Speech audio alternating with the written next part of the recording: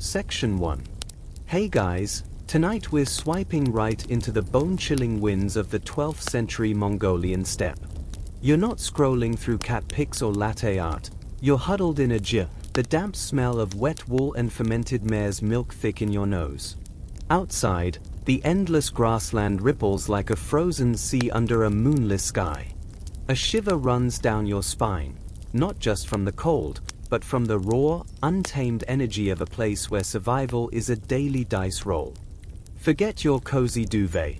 Out here, a misplaced step or a poisoned well means you probably won't survive the week. So, before you get comfortable, take a moment to like the video and subscribe, but only if you genuinely enjoy what I do here. Where's your pillow fort tonight? Drop your city and local time below. Now, dim the lights, maybe turn on a fan for that soft background hum, and let's ease into tonight's journey together. Your gaze snaps to the commotion near the Jia's entrance. Holan, wife of the minor chieftain Yesugei, strains in labor. It's 1162, near the Onan River, and the air crackles with more than just the chill. You feel the tension, the whispers of the shamans are louder than the wind. They speak of omens, a wolf howling at noon, an eagle clutching blood-stained prey soaring overhead as the contractions began. Mainstream fact: Temujin, the child about to enter this brutal world, would become Genghis Khan, founder of the largest contiguous land empire in human history, stretching from the Pacific Ocean to the Caspian Sea.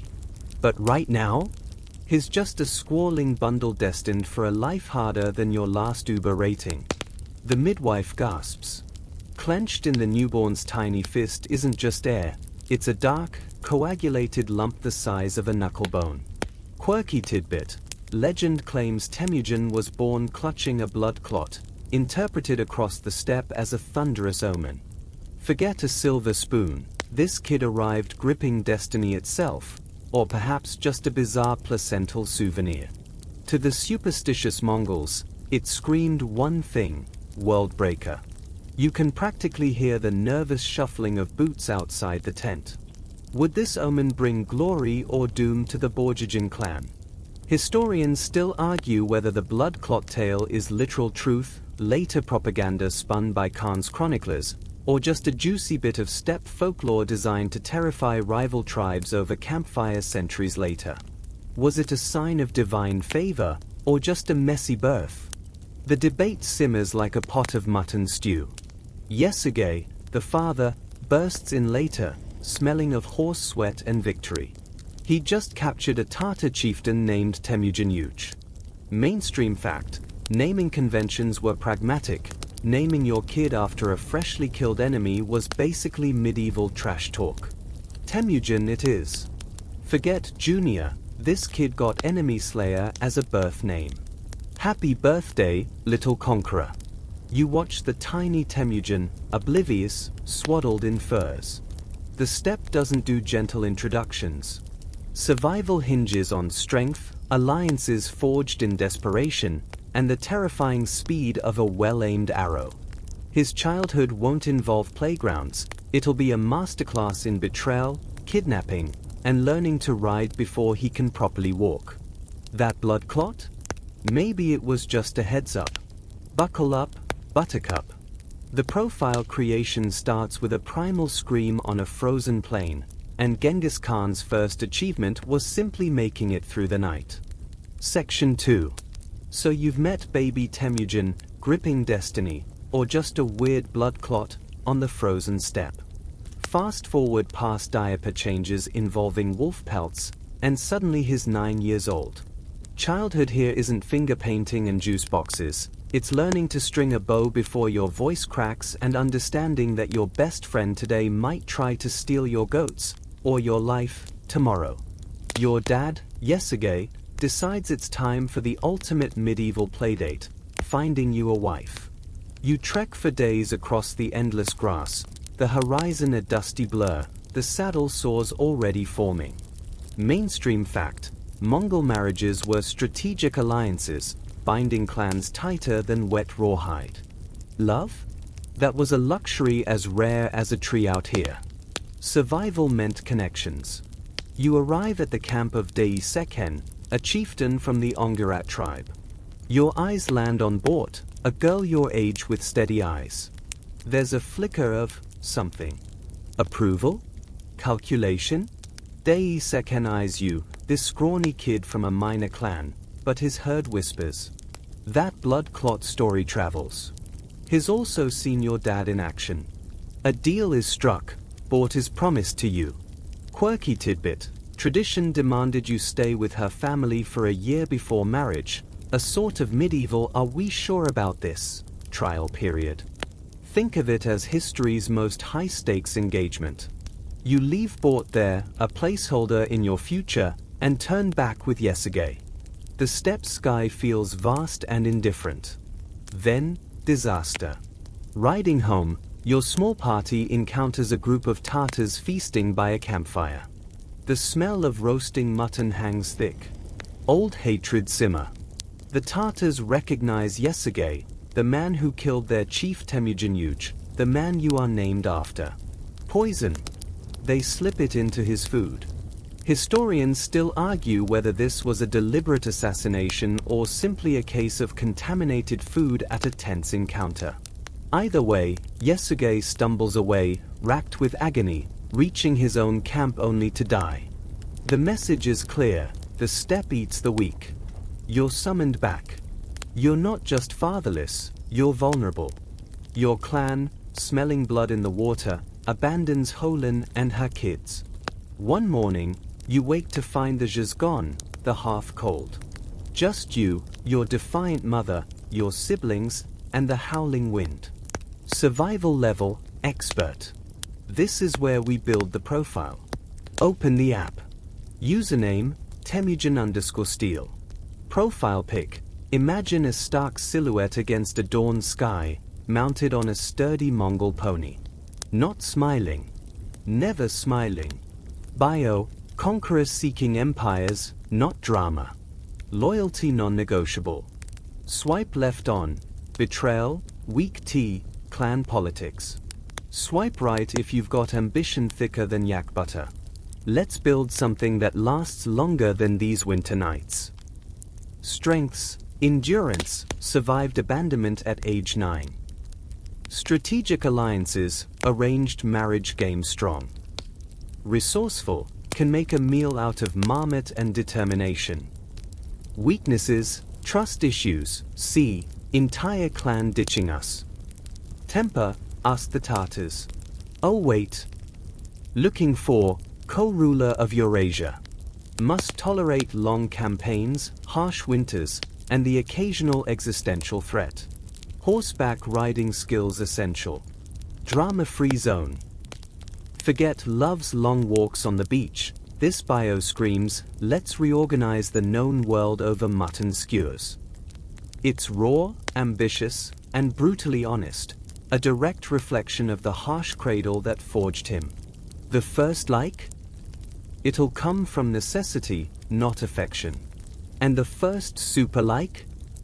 That'll nearly get him killed. But the profile is live. Temujin is officially in the game. Less prophecy, more proof.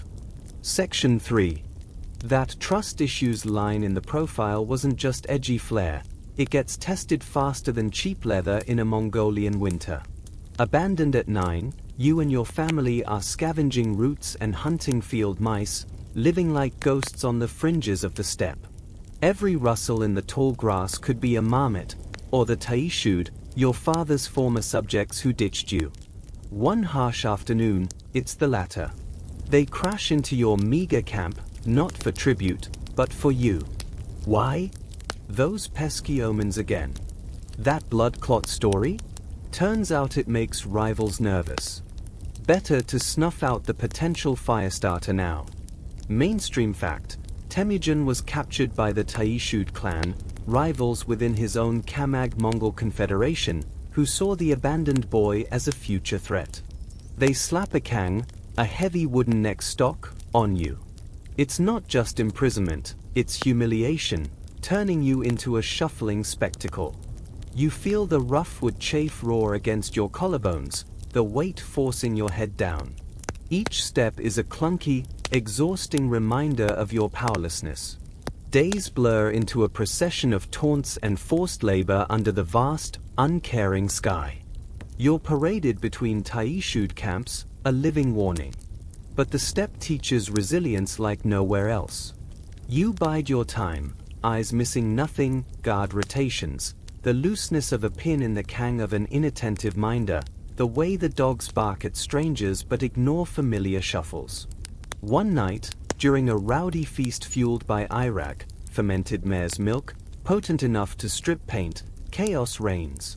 Quirky tidbit: Temujin's escape hinged on exploiting the drunken revelry and the specific timing of guard shifts. Mongol camps often had laxer security at dawn when guards were weary, a vulnerability he noted during his captivity. As the stars fade and the horizon bleeds gray, you see your chance. The guard near you is slumped, snoring. With a surge born of desperation, you slam the heavy kang down onto his head. He crumples. You're off, the absurd wooden yoke still clamped around your neck, running like a clumsy, terrified animal towards the Onan River and its dense thickets. The cold water hits you like a physical blow as you wade in, gasping. The kang wants to float, pulling your head back cruelly. You hear shouts, "They've found the guard." Torches flicker on the bank. Your only hope is to disappear. You submerge yourself completely, holding your breath, the wooden stock just breaking the surface. Torchlight dances over the water mere feet away.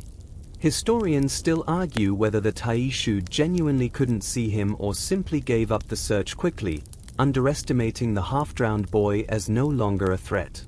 Was it incredible stealth, divine intervention, as later chroniclers loved to imply, or just Mongol guards prioritizing breakfast over a futile chase? The debate rages, quieter than the river current. You stay submerged until your lungs scream, surfacing only when the world is silent except for the river's gurgle and your own ragged breaths. Staggering onto the far bank, freezing and exhausted, you collapse into the shelter of a thicket. The kang is still there, a grotesque necklace. Enter Sorkin Shira, a humble shepherd from the Soldas tribe, out checking his flocks. He finds you, a shivering, half-drowned boy trapped in a torture device. Against all steppe logic, helping an enemy fugitive is asking for trouble. His family takes pity.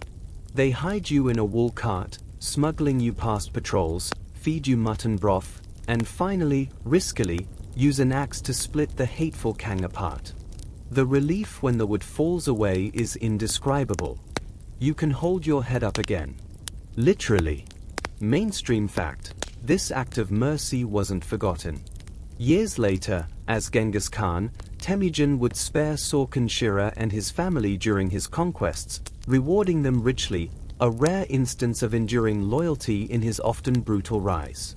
You leave the Soldas camp not just free, but hardened.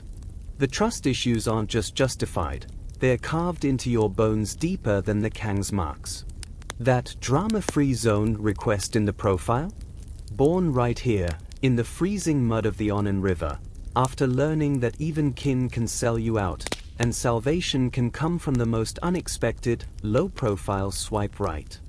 Section 4. The taste of freedom after the kang is sweeter than wild honey, but the steppe's memory is long. You make your way back to your scattered family, the lessons of betrayal etched deeper than the wood's marks on your neck. Survival means building strength, and strength means alliances. You remember that promise, bought.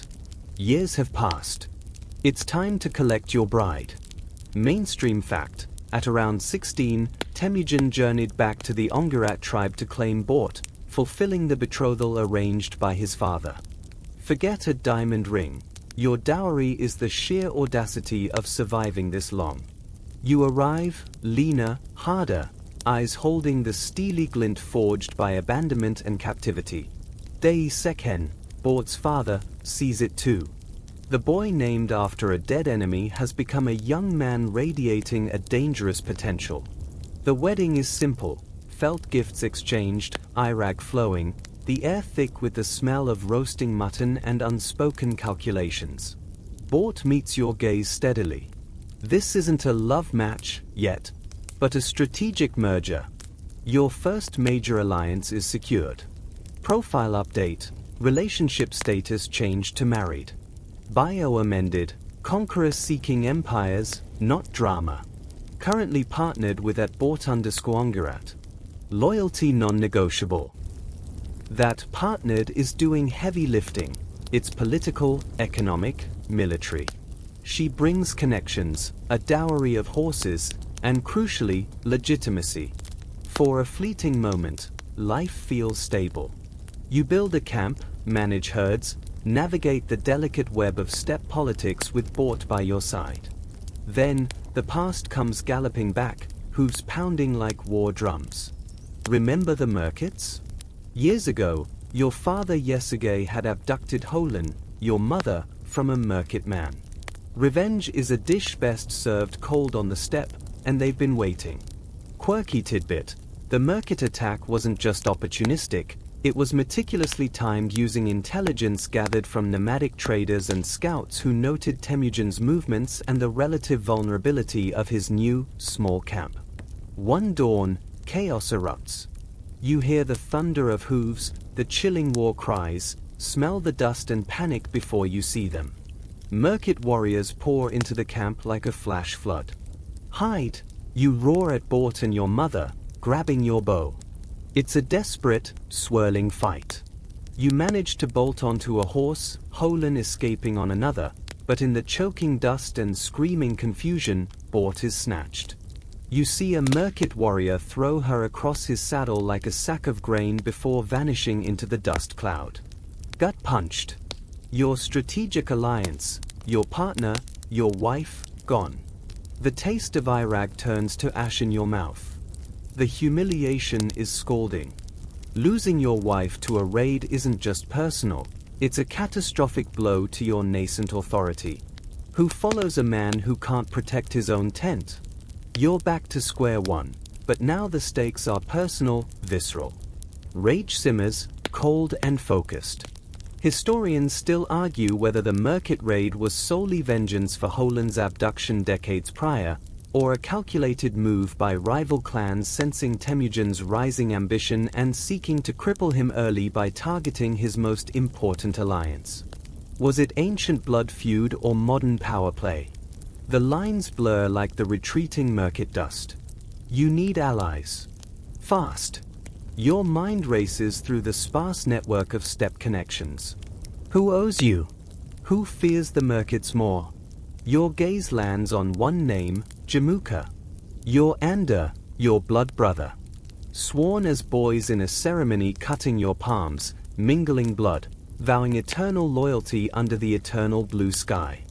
Mainstream fact: the Ander bond was one of the deepest and most sacred commitments in Mongol society, surpassing even kinship ties. It's your strongest card. Time to cash in that childhood super-like. You ride. The journey to Jamuka's camp feels endless, the weight of failure heavier than any Kang. You find him, now a successful leader of the Jadaran tribe. You recount the raid, the theft of Bort, the insult burning like a brand. You invoke the Ander oath. Jamuka listens, his expression unreadable. Then, he slams his fist on the table. This cannot stand. His eyes blaze. He doesn't just offer help, he mobilizes. Messengers gallop out, not just to his own warriors, but to another powerful figure, Torul, Khan of the Karates, your father Yesugei's old Ander. Quirky tidbit: the call to arms wasn't sent by written scroll but by Belge arrow messengers. Riders carried specific arrows, sometimes notched or marked, as undeniable proof of the sender's identity and the urgency, riding relay to gather forces with astonishing speed. Jamuka's promise is immediate and overwhelming: we will shatter the Merkit tents. We will return Bort to your side. It's the ultimate rescue mission, powered by the most potent force on the steppe, Sworn Brotherhood. That desperate swipe right on your childhood Ander? It just mobilized an army. The profile's loyalty non-negotiable line is about to be tested in fire. The quest for Bort isn't just about love. It's Temujin's first real command, his first step onto the world stage, backed by the most powerful wingmen imaginable. The game just leveled up. Section 5. The drumming of hooves isn't just sound, it's a physical tremor running up your legs as you crouch beside Jamuka on a wind-scoured ridge overlooking the sprawling Merkit camp. Below, hundreds of zhas cluster like mushrooms after rain, smoke curling lazily into the twilight. Beside you, Jamuka scans the scene with the sharp eyes of a hunting eagle. "My brother," he murmurs, his voice tight with focus, "remember the plan. Hit them like lightning, fast, loud, from all sides. Confusion is our sword." Mainstream fact: the joint campaign against the Merkits, orchestrated by Jamuka and joined by Toral Khan's Karait forces around 1184, was Temujin's first major military engagement and a stunning display of Mongol speed, coordination, and psychological warfare. Jamuka isn't just helping, he's leading. This is his show, his strategy, and you're learning fast. The attack unfolds with terrifying precision. As darkness deepens, Jamuka gives a barely perceptible nod. A single flaming arrow arcs high into the sky, the signal. Suddenly, the night erupts. Not from one direction, but everywhere. War cries shatter the silence, Karait, Jadaren, and your own small band of followers, amplified by horns and the thunderous pounding of hooves circling the camp perimeter. Quirky tidbit: Mongol warriors often use dummy riders, saddled horses tied together and driven towards the enemy camp, to create the illusion of vastly larger numbers and maximize panic in the crucial first moments of a night raid. You see them now, dark shapes surging wildly through the outskirts, adding to the bedlam. Jamuka's tactic works perfectly. Merkit warriors stumble from their zhas, disoriented, grabbing weapons but facing phantoms in the chaotic dark. Fires bloom as tents are torched. The air fills with the acrid stench of burning felt, panicked shouts, and the terrified screams of horses. You plunge into the maelstrom, Jamuka's elite Jadaran warriors clearing a path beside you. Your sole focus, finding Bort. You slash through tent ropes, overturn carts, scanning frantically amidst the swirling chaos. Jamuka fights like a whirlwind, his blade a silver blur, shouting orders that cut through the din. "Temujin. The center. Look for the chief's Jia. He's not just your blood brother. Right now, he's your commander, your scout, your ultimate wingman. He diverts attackers, points you towards likely holding areas, his presence a shield allowing you to push deeper." Historians still argue whether Jamuka's leadership in this battle stemmed purely from his Anda bond with Temujin, or if he saw it as an opportunity to demonstrate his own power and solidify his position as a major steppe player by crushing a common enemy. Was it brotherly loyalty or calculated ambition? The smoke of the burning camp obscures the answer. Then, you see her, huddled near a half-overturned cart, trying to shield herself from the chaos, Bort. Her eyes, wide with terror, lock onto yours. Relief floods you, hot and immediate. You grab her, pulling her onto your horse. Jamuka materializes beside you, his face grimed with soot but grinning fiercely. "Found your treasure, brother. Now let's get clear." He signals a retreat, his warriors forming a protective cordon around you as you burst out of the collapsing Merkit camp, Bort clinging tightly. The raid is a brutal success. The Merkits are shattered, their power broken. Your wife is back. Jamuka's gamble paid off. Profile update, status, Bort recovered. Wingman rating, Jamuka, legendary. Bio amended, conquerors seeking empires, not drama. Currently partnered with @Bort_Ungarat. Loyalty non-negotiable. Shout out to @Jamuka_Jadaran, ultimate wingman. But the steppe rarely gives pure victories. Back in the relative safety of your camp, Bort reveals news that lands like a physical blow. She's pregnant. Joy wars with a chilling, unspoken question. conceived during her captivity with the Merkits. Mainstream fact: Bort gave birth to Jochi, Temujin's first son, shortly after her rescue. While Temujin publicly acknowledged Jochi as his own, the shadow of his conception during Bort's Merkit captivity cast a lifelong doubt over his paternity and legitimacy. Quirky tidbit: Mongol naming reflected circumstances. Jochi meant guest or visitor, a name some scholars speculate carried a subtle, loaded ambiguity about his origins. You look at the infant, then at Bort, then at Jamuka, who watches you carefully. The bond forged in fire feels suddenly fragile. The rescue was flawless, the alliance powerful.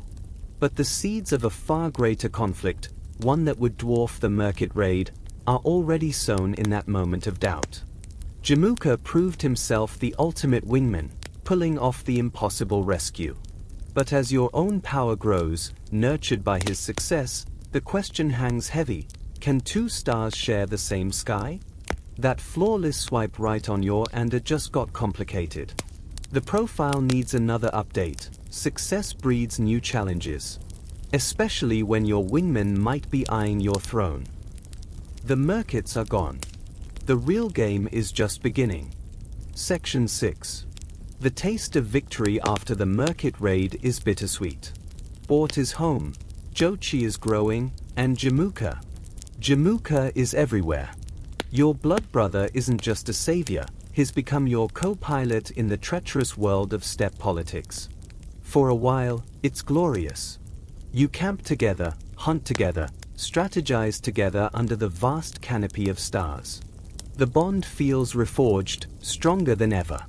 You share everything: the last strip of dried venison, the warmth of the same fire, even command of your growing followers. Profile update: bio tweak, shout out to @Jamukan_Jadaran, ultimate wingman and co-pilot. #bro goals #step squad goals. It feels good. Powerful. Like nothing can stop this brotherhood. One crisp autumn day, you're hunting with Jamuka and your combined entourage in the rolling hills near Lake Baljuna. The air is sharp with the scent of fallen leaves and damp earth. The camaraderie is palpable, jokes fly, boasts are exchanged, the easy rhythm of shared purpose. You flush a magnificent stag. Excitement surges. It's a test of skill, a moment for brotherly competition. You both knock arrows, muscles tensing. Mainstream fact: during this hunt, Temujin reportedly asked his men to form a ring around the game, a standard Mongol hunting tactic called the nurge, designed to funnel prey towards the hunters.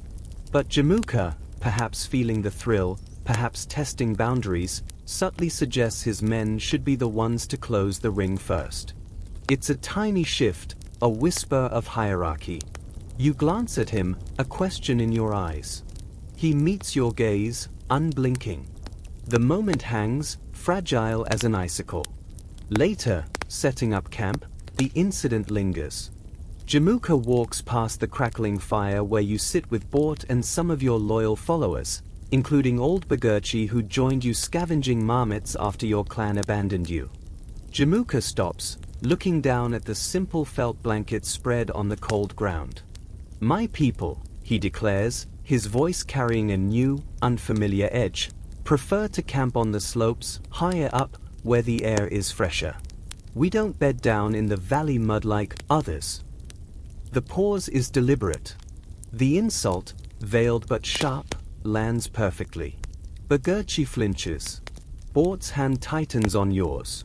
Quirky tidbit: Mongol camp placement wasn't random. Choosing higher ground offered tactical advantage, better visibility, drainage, and was seen as a mark of status, reflecting a leader's prestige and strategic mind. Jamuka wasn't just complaining about damp blankets, he was drawing a line in the steppe grass. His people were superior. Your people, clinging to the valley floor? Inferior. Mud dwellers. The silence around the fire is deafening. You feel the warmth leach out of the evening. This isn't the playful banter of brothers, it's a public assertion of dominance. A dismissal of everything you've built from nothing. Jamuka turns and walks towards the higher slope where his Jadaran warriors are already pitching their finishers. He doesn't look back. Historians still argue whether this specific incident was the true catalyst or merely the culmination of simmering tensions. Jamuka's jealousy over Temujin's growing independent following, Temujin's resentment of Jamuka's condescension, or the fundamental impossibility of two apex predators sharing the same territory. Was the split inevitable, or could a different word, a different gesture at that fire, have changed history? The debate is as layered as the felt walls of a jar. That night, sleep is impossible. The cold seeps into your bones deeper than any winter wind. You replay the hunt, the words, the deliberate snub. Jamuka's campfires twinkle arrogantly on the slope above. The message is clear: you are beneath me. Your people are beneath me. The sacred and a bond, sworn in mingled blood? It feels like ash. Profile update: relationship status changes dramatically. At Jamukrandaskujadaran, removed as connection. Bio undergoes radical surgery. Conqueror seeking empires, not drama. Currently partnered with at Bortundaskuongarat. Loyalty non-negotiable. __, shout out to at Jamukrandaskujadaran, ultimate wingman. __, new rule, only one Khan per sky. Swipe left on fragile egos and backhanded compliments. Dawn breaks, grey and cold. You order your camp struck. As your people pack, tense and silent, Jamuka's camp remains still. No farewell. No acknowledgement. Just the silent, chilling reality of the split. As you ride away from Lake Baljuna, the place where brotherhood died, you feel a strange weight lift, replaced by a colder, harder certainty. Mainstream fact: this rift, occurring around 1187, marked the definitive end of Temujin and Jamuka's alliance, setting the stage for a brutal decade-long civil war that would ultimately decide who ruled the Mongol tribes. The betrayal isn't violent, not yet. It's quieter, more insidious. It's the ultimate ghosting. That blood oath? Consider it terms and conditions revoked. The quest for unity now demands a brutal clarity. Jamuka isn't the co-pilot. He's the obstacle. The profile's no drama clause just got its first major enforcement. Swipe left, Jamuka. Hard left. The path to becoming Genghis Khan just got lonelier and far bloodier. The next match won't be a rescue mission, it'll be a fight to the death. Section 7. The silence after Jamuka's ghosting stretches longer than a Siberian winter. Years grind by, etched in skirmishes, shifting alliances, and the slow, relentless gathering of the scattered and disillusioned to your banner. You offer something Jamuka, for all his noble birth, doesn't: pure, ruthless meritocracy. Mainstream fact: Temujin revolutionized Mongol society by promoting commanders based on ability and loyalty, not solely on noble birth or clan affiliation, a radical concept that drew talented outsiders and built fierce devotion. A blacksmith's son like Jelm rises to command thousands. A former slave like Subutai becomes your most trusted strategist. Your camp hums with a different energy, hungry, efficient, bound by shared ambition, not ancient bloodlines. Profile update: skills, empire building, merit-based promotions only. Looking for loyal warriors, skilled tacticians, horse archers. Nepo babies need not apply. Jamuka's camp, meanwhile, reeks of old hierarchies and simmering resentment. The contrast is stark. Then, 1206 dawns. The air crackles with a different tension. Not the nervous energy of imminent battle, but the heavy, expectant hum of destiny. You've done it. The fractured, warring tribes of the Mongolian plateau, the Karate, the Nayman, the Tartars, even scattered remnants of the Merkits, are broken or bent to your will. Jamuka, your once brother, now bitter rival, is finally captured. His fate is yours to decide. Quirky tidbit: Mongol tradition demanded a bloodless death for nobility, Jamuka was executed by having his back broken, a method believed to release the spirit without spilling royal blood on the earth. It's a chillingly respectful end for a worthy adversary. The last obstacle is removed. The steppe holds its breath. You ride towards the headwaters of the Onon River. Not to a battlefield, but to a vast, sprawling assembly the likes of which the world has never seen. Thousands upon thousands of jars dot the landscape like a sudden, felt city. The rumble of hooves, the shouts of greeting, the sharp tang of roasting meat and horse sweat, the rhythmic thump of drums and the haunting wail of horsehead fiddles, it's a sensory overload. This is the Kurultai. Mainstream fact: in 1206, Temujin summoned a grand assembly, Kurultai, of all the Mongol tribes near the source of the Onon River. Here, he was formally proclaimed Genghis Khan, meaning oceanic ruler or universal sovereign, marking the official founding of the Mongol Empire. You dismount, feeling the weight of countless eyes. This isn't just a meeting, it's a coronation. A hush falls, thick and expectant, as you step onto a raised platform. Then, the shaman, Kokochu Teptungri, strides forward. His robes are a riot of feathers and bones, his face painted with ochre and ash. He doesn't just speak, he performs. Behold, his voice booms, unnaturally amplified by the natural amphitheater of the hills. The eternal blue sky speaks. It has chosen its vessel. Temujin is no mere man. He is the embodiment of heaven's will. The iron fist destined to unite the world under the hooves of our horses. Quirky tidbit: Kokochu reportedly used elaborate stagecraft, hidden speaking tubes, strategically placed acolytes echoing his chants, perhaps even rudimentary pyrotechnics using powdered metals in fires, to create an aura of divine spectacle and amplify his pronouncements. Dude brought the drama. He leaps, spins, points to the sky, his voice rising to a fever pitch. I have spoken with the spirits of the wind and the earth. They confirm it. He is Genghis Khan. The title lands like a thunderclap. Historians still argue whether Kokochu's performance was genuine spiritual conviction, a brilliant piece of political theater orchestrated by Temujin himself to cement his divine mandate, or the shaman's own ambitious power grab by attaching himself to the rising star. Was it divine revelation or the first Mongol PR campaign? The smoke from the ceremonial fires blurs the truth. But the effect is instantaneous. A roar erupts from the assembled thousands, a physical wave of sound that shakes the ground. Genghis Khan! Genghis Khan! Genghis Khan! Fists pump, bows are raised. The acclamation isn't just acceptance, it's fervent belief. You stand tall, absorbing the raw power of it. This is it. The ultimate verification. Profile update. Username changed at Genghis Khan_verified. Bio, Universal Sovereign, Official. Oceanic Ruler. Founder of brands, Mongol Empire. Currently conquering existential dread and neighboring territories. Loyalty rewarded. Betrayal, handled. Swipe right for Pax Mongolica, coming soon.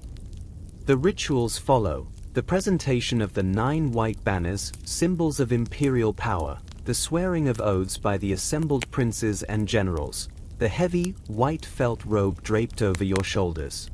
It's official.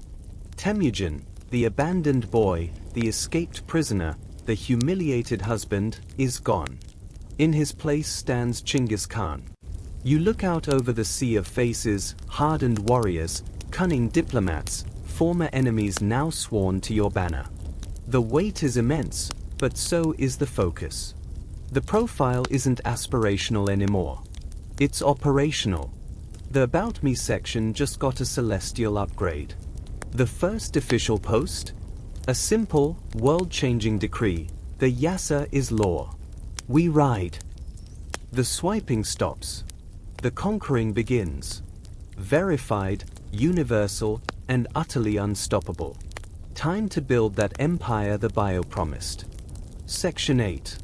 The roar of the Kurultai fades, replaced by the quiet, intense hum of a machine clicking into gear. You stand as Genghis Khan now, the white felt robe heavy on your shoulders, not just fabric, but the weight of expectation. Tens of thousands of eyes watch, waiting.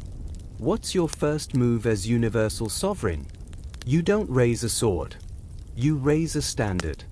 Not of silk, but of law.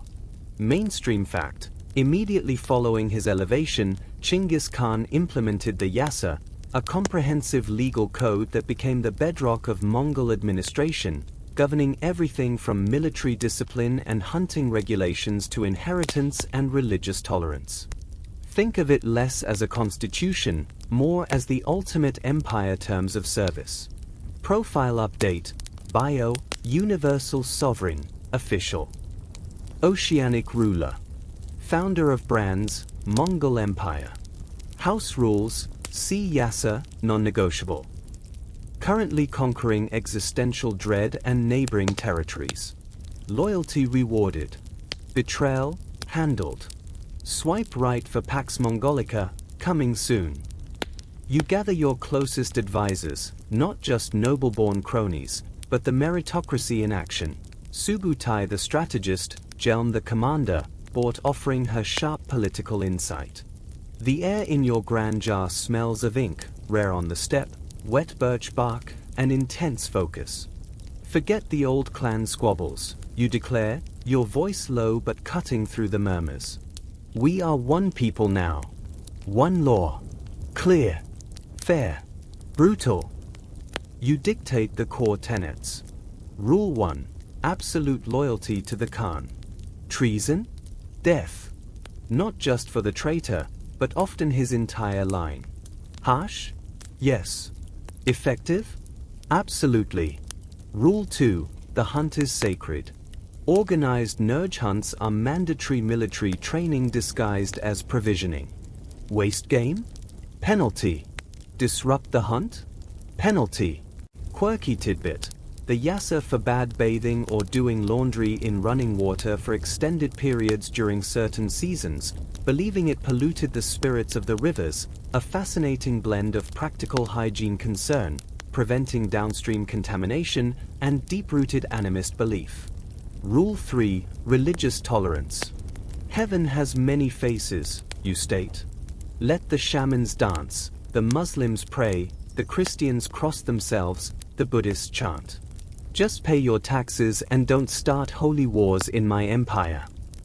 Radical for the 13th century. Profile edition.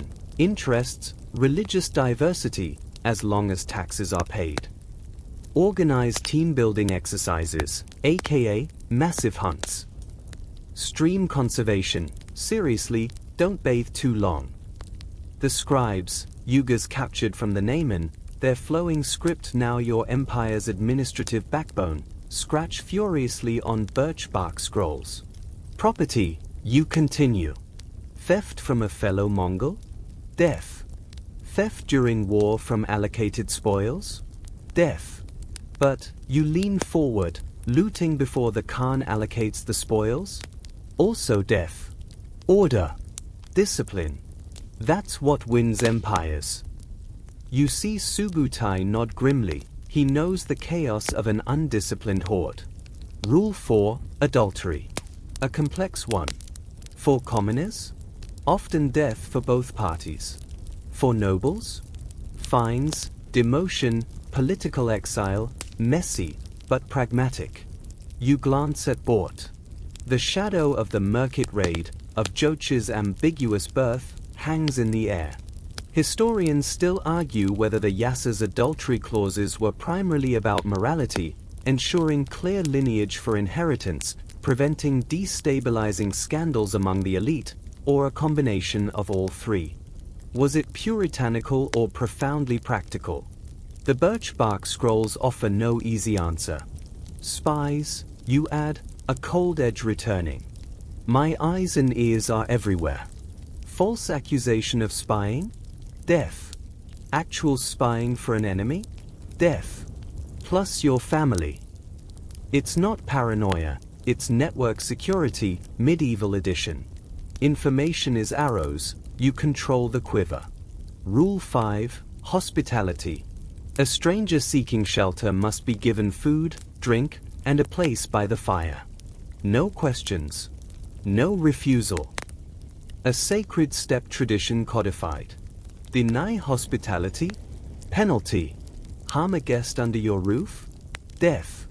The law cuts both ways, brutal punishment for betrayal, ironclad protection for the loyal and the vulnerable. Mainstream fact. The Yassa's emphasis on meritocracy, religious tolerance, strict discipline, and the severe punishment of theft created unprecedented stability across diverse conquered territories, facilitating trade and administration. Profile Edition. Pet peeves, theft. Loose lips. Dishonorable hosts. Unauthorized looting. People who hog the running water. Messengers mount the fastest horses, carrying copies of the Yassa, or at least its core decrees, memorized verbatim, to every corner of the nascent empire. It's not just a list of rules, it's the operating system. A Tartar warrior knows the penalty for stealing a Karate's horse is the same as the reverse. A Christian merchant knows his prayers won't get him killed, only his failure to pay the tax rate. A shaman knows he can't accuse a rival of witchcraft without ironclad proof, or face the consequences himself. Quirky tidbit. Enforcement relied heavily on the Keshik, your elite imperial guard, who acted not only as bodyguards but also as roving judges and enforcers, empowered to execute punishments on the spot for major violations, the ultimate mobile justice system. The Yassa binds the fractious tribes into a single, terrifyingly efficient organism. That no drama line in the profile? Backed by the ultimate ban hammer. Swipe right on the Mongol Empire, and you implicitly accept the Yassa. Violate it? Well, let's just say the penalty box is permanent. The bios house rules aren't a suggestion, they're the foundation of everything. Now, with the legal framework set, it's time for the first major conquest swipe. Shia, consider yourself matched. Section 9. The ink is barely dry on the Yassa scrolls, but the empire doesn't run on parchment. It runs on hoofbits. You need an army that moves like lightning and hits like a mountain falling. Time to upgrade the profile's strengths section. Bioedit, strengths, horseback archery, expert level. Psychological warfare, certified. Siege innovation, ask me how. Endurance, my troops can outride your nightmares. Loyalty, see Yassa, Article 1. Forget swords and shields, your real weapons are systems. First, the horse. Not a pet, not a transport, a partner. Mongol ponies are shaggy, tough, barely taller than a deer, but built for the endless steppe. Mainstream fact, each Mongol warrior typically had a string of 3 to 5 horses, rotating them constantly to maintain incredible daily distances of 60 to 100 miles, a mobility unmatched until the internal combustion engine. You feel the rhythm, ride one horse until it lathers, swing onto the next without breaking stride, the herd flowing alongside the column like a living supply train. Quirky tidbit, warriors often slept in the saddle during long forced marches, trained to nap while their horse followed the herd, tied by a simple rope halter. It's not glamorous, it's survival. The saddle itself is a marvel, high cantle and pommel giving a secure seat for shooting in any direction, stirrups allowing standing shots. This isn't riding, it's integrated warfare. Then, the bow. Not just asterisk bow. The Mongol composite recurve. Layers of sinew, horn, and wood laminated with fishbladder glue, cured for years.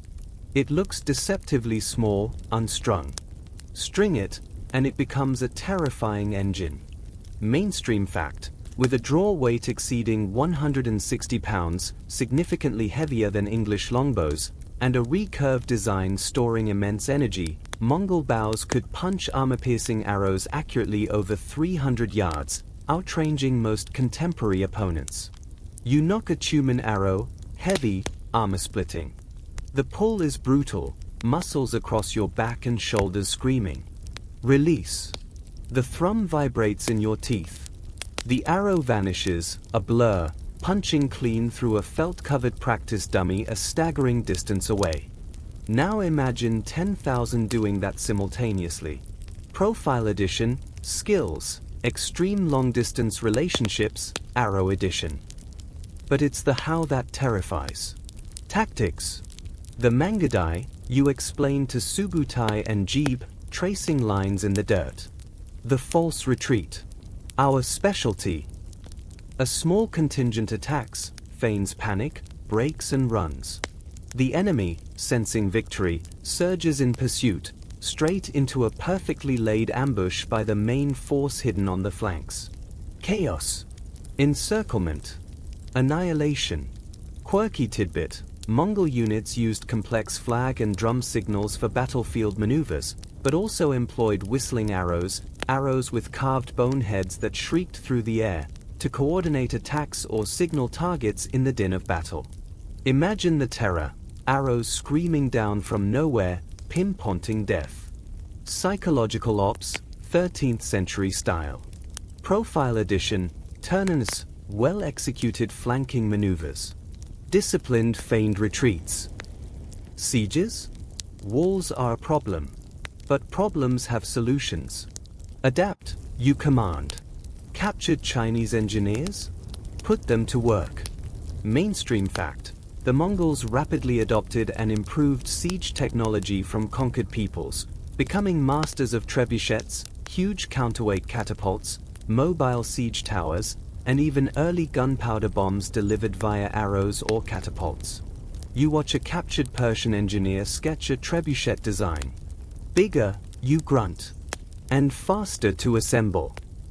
Wood groans, ropes tighten.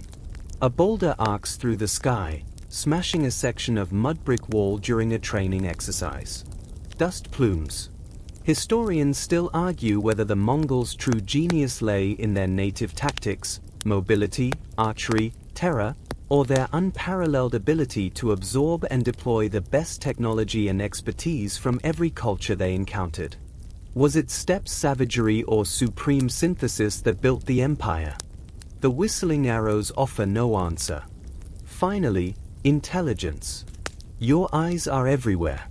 Traders, the Ortak, spies disguised as refugees, scouts riding weeks ahead of the main force. Know the land, you drill into your generals. Know the wells, the pastures, the mountain passes, the weaknesses of their leaders. Know it before we ride. A captured scribe reveals the garrison strength of a distant fortress. A merchant whispers of dissent in an enemy court. Information flows back along the Yam, your revolutionary relay messenger system, stations spaced a day's ride apart, fresh horses waiting. Quirky tidbit. Yam riders carried a paisa, a tablet of authority, gold for high officials, silver, iron, or wood for others, demanding instant service, fresh mounts, and provisions from any settlement. Refusing a paisa bearer meant death. The first instant messaging, powered by hooves. Profile Edition, communication style, direct. Efficient. Prefers paisa for urgent matters. This isn't just an army, it's a self-sustaining organism of conquest. Logistics? Each warrior carries dried meat, curd, and irag in his saddlebags, living off the land supplemented by herds driven with the army. Medical corps? Yes, surprisingly advanced field medicine for arrow wounds and fractures. Engineering corps? Building bridges on the fly, improvising rafts. Profile summary, strengths, unmatched mobility, 5-star equine rating. Devastating ranged engagement, swipe left on shields. Adaptive siegecraft, walls? LOL. Real-time intel network, no surprises. Psychological dominance, you will be terrified. Endurance, yours will break first. The Yasa provides the spine. This machine provides the teeth. Shishia, fortified behind its walls, feeling secure? They haven't met the Mangudai. They haven't heard the whistle. They haven't seen the dust cloud on the horizon that isn't a storm, but 10,000 riders changing the world. The strengths section isn't bragging. It's a warning label. Swipe right? Maybe. But know what you're matching with. Section 10. The horizon shimmers, not with heat haze, but with the dust of 100,000 hooves. You ride at the head of the storm, the yasa your compass, the perfected Mongol war machine your weapon. Target, Shishia, the Tangut kingdom hunkered behind its fortified cities and desert oases southwest of the Gobi. Profile update, status, actively swiping. Shishia, it's complicated. Why complicate a simple conquest? Because walls. Big, stubborn, annoying walls. This isn't the open steppe. You descend from the northern passes like a plague of locusts, but locusts with trebuchets. The Tangut, secure behind their rammed earth fortifications and sophisticated irrigation canals, scoff. Horsemen, their commanders likely sneer. What can they do against stone? You show them. Mainstream fact, the Mongols first invaded the western Shishia kingdom in 1209, marking Genghis Khan's first major campaign against a settled, fortified civilization. It was a brutal learning curve. Siege warfare is messy, slow, and smells distinctly worse than horse sweat. You surround Wulahai, a key fortress guarding the approach to the capital, Zhongxing. Your cavalry, masters of the open plain, are suddenly fish out of water, or rather, warriors stuck outside walls. Archers pepper them from battlements. Sallies of heavily armored Tangut infantry test your lines. Frustration simmers. Quirky tidbit, facing determined defenders, Mongol forces reportedly employed gruesome psychological tactics, including using trebuchets to hurl diseased animal carcasses and even the corpses of fallen Tangut soldiers back over the walls, aiming to spread sickness and terror. Medieval biological warfare meets property damage. Profile edition, pet peeves, stubborn walls. Ungrateful recipients of my recycling efforts. Months grind on. The siege drags. Provisions dwindle. Morale isn't plummeting thanks to the Iron Yasa discipline, but the cost is mounting. You need a breakthrough. Enter the ultimate fake-out. Subu, Jeeb, you command, a grim smile touching your lips. Time for a decoy. Make it convincing. Mainstream fact, a significant Mongol force, led by trusted generals, feigned a retreat westward, appearing to abandon the siege entirely in frustration. They rode hard, kicking up immense dust clouds visible for miles, seemingly heading towards the distant, tempting pastures of the Karakitan Khanate. The Tangut defenders at Wulahai watch the dust cloud recede. Relief floods them. They throw open the gates, celebrating their victory, pouring out to loot the abandoned Mongol siege lines, repair walls, and breathe easy. Big mistake. Historians still argue whether the Tangut genuinely believed the Mongols had given up, or if they simply saw an opportunity for plunder and dropped their guard fatally. Was it gullibility or greed that undid them? The open gates offered the answer. Your main force, hidden in dead ground, waiting with the patience of vultures, strikes like a coiled serpent. You hadn't retreated. You'd divided. Subutai and Jeeb's retreat was pure theater. While the Tangut revel in their perceived safety, your hidden warriors storm through the undefended gates of Wulahai. Chaos erupts. The sack is swift and brutal, a Yasser-enforced lesson in Mongol efficiency. Walls only work if you man them. News of Wulahai's fall spreads panic through Shishia. You press the advantage, sweeping towards Zhongxing itself. The Tangut Emperor, Li Anchuan, watches the seemingly unstoppable tide approach his capital. He makes a desperate gamble. He sends envoys bearing extravagant gifts, gold, jade, silks finer than anything seen on the steppe, and a promise. Great Khan, the envoy prostrates himself. Spare our capital. We submit. We acknowledge you as our overlord. We offer our most beautiful princess as your bride. We will be your faithful vassals, providing troops and tribute forever. You stroke your beard, considering. Storming Zhongxing would be costly, even with your new siege savvy. Vassalage? Tribute? A steady flow of wealth and soldiers for future campaigns? It's pragmatic. Profile update, status, it's a match. She Shia, complicated, vassalized. Relationship type, **** dominant, submissive, it's not working. Bio edit, universal sovereign. First major conquest secured, via creative swiping. Now accepting tribute payments and military auxiliaries. Princesses, negotiable. You accept the submission. The princess, Choka, joins your court, another political alliance cemented. She Shia survives, humbled but intact, now a tributary state pumping resources into the Mongol war chest. Quirky tidbit, the Tangut tribute included not just treasure, but also specialists, engineers skilled in siege warfare and hydraulics, doctors, and scribes, further enhancing Mongol capabilities for the next conquest. Your match just brought valuable skills to the profile. But the taste of victory has a bitter aftertaste. Years later, when you summon Shishia to provide troops for your monumental campaign against the Khwarezmian Empire, they hesitate. Worse, their advisor, Asha Gambu, reportedly mocks your demand. If the Khan lacks sufficient troops, the insult supposedly went, how can he claim to be ruler of all? Historians still argue whether this blatant defiance actually occurred, or if it was Mongol propaganda concocted later to justify the utter annihilation that followed. Was it a fatal miscalculation by the Tangut, or a pre-planned Mongol excuse for total eradication?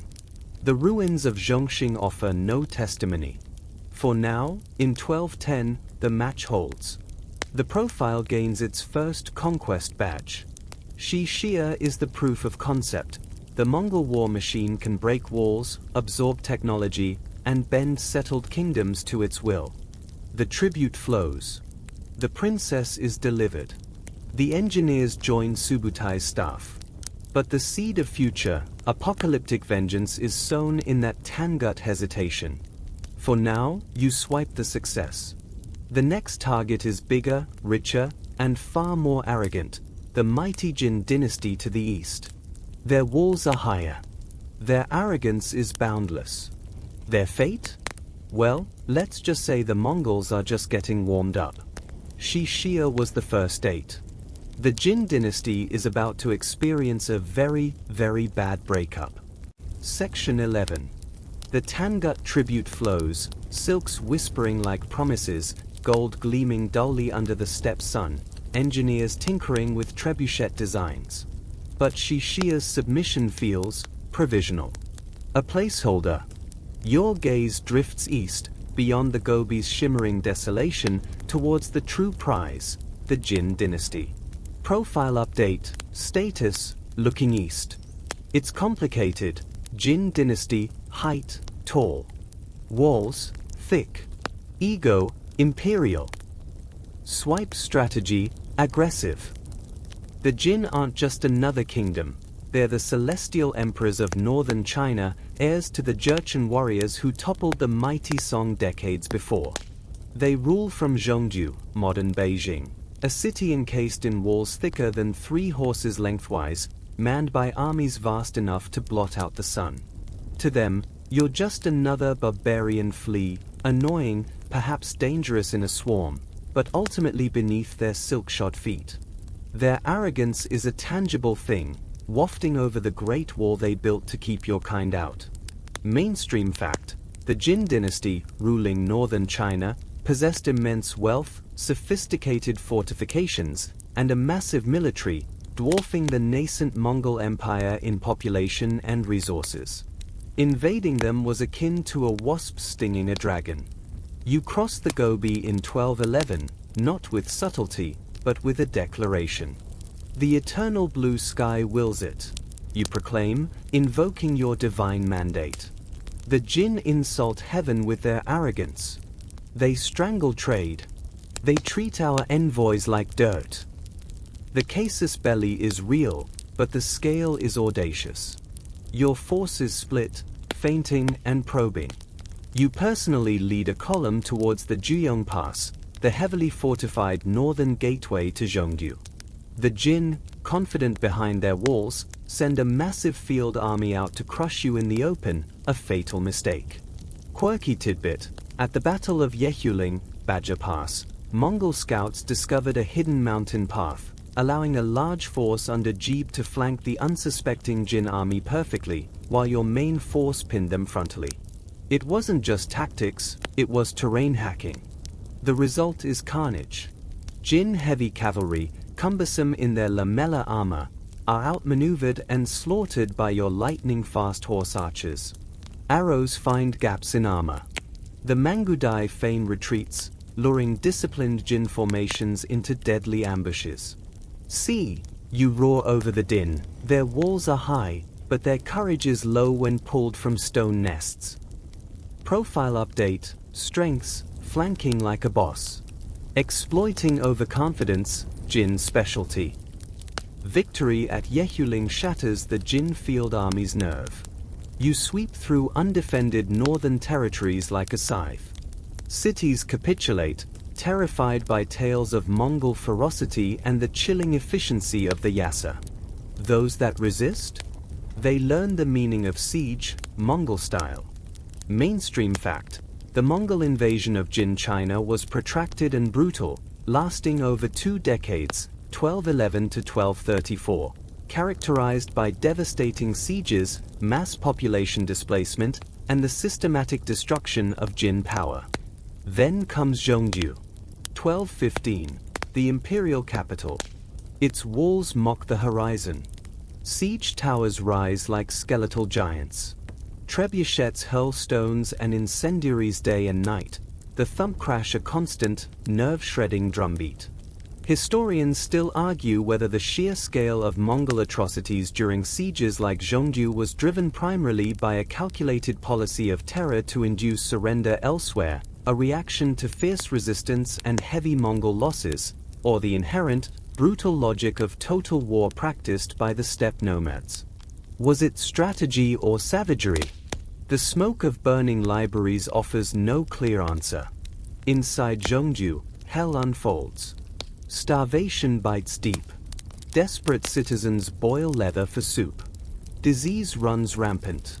Quirky tidbit: chronicles mention Jin defenders resorting to firing bundles of banknotes from catapults into Mongol lines, not as currency, but as a desperate, bizarre attempt to spread disease via infected paper. Spoiler: it didn't work. The Mongols just collected the cash. Profile edition: turn-offs, counterfeit biological warfare. Also, stubborn resistance when surrender is clearly the better option. Finally, the inevitable. A breach. Your warriors pour into the city like a torrent of death. The sack of Zhongdu is apocalyptic. Palaces burn. Temples are looted. The accumulated wealth of centuries flows into Mongol wagons. The Jin Emperor, Xuanzong, flees south in disgrace, abandoning his capital to its fate. You ride through shattered gates, past mounds of bodies, the stench of blood and smoke thick enough to taste. Profile update: status, it's complicated conquered. Zhongdu, acquired.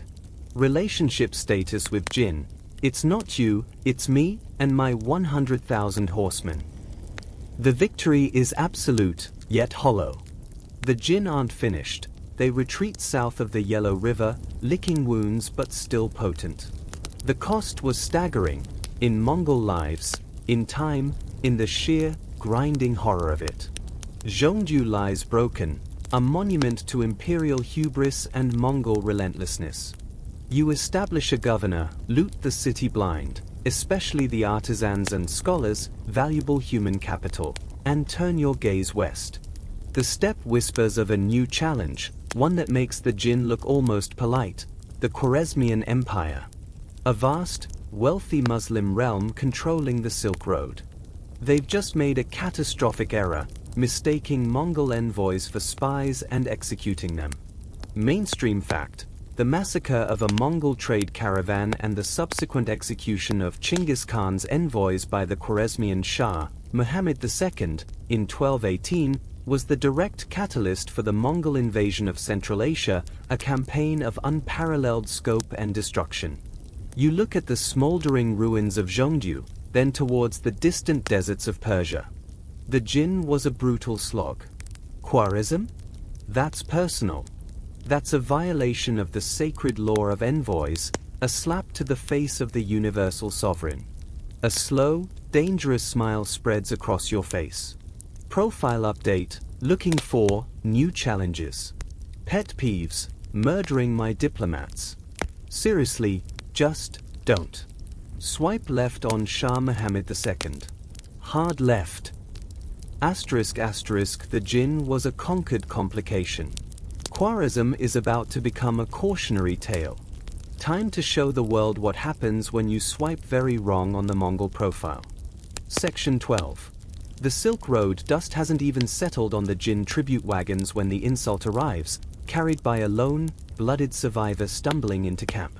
His eyes are hollow with trauma, his words rasping like sandpaper: betrayal. Otra! Shah Muhammad slaughtered them all.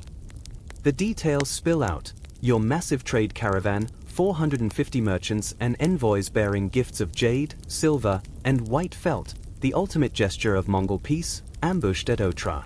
Governor Inalchuk, paranoid and greedy, accused them of spying. Shah Muhammad II, distant and arrogant, gave the order. Execution. Massacre. Profile update: status: it's complicated vengeance mode activated. Khwarezm: unmatched, terminally stupid. Bio-edit: universal sovereign. Oceanic ruler. Currently recalibrating diplomatic solutions. Pet peeves: executing my envoys. Seriously, don't. The silence in your command jar is thicker than felt. You can hear the crackle of the fire, the distant whicker of a horse. Bort watches you, knowing that look. Subutai and Jeeb exchange a glance, not fear, but the cold calculation of predators sensing a hunt. Heaven sees, you finally say, your voice dangerously soft. Heaven sees the blood of peacemakers spilled on sand.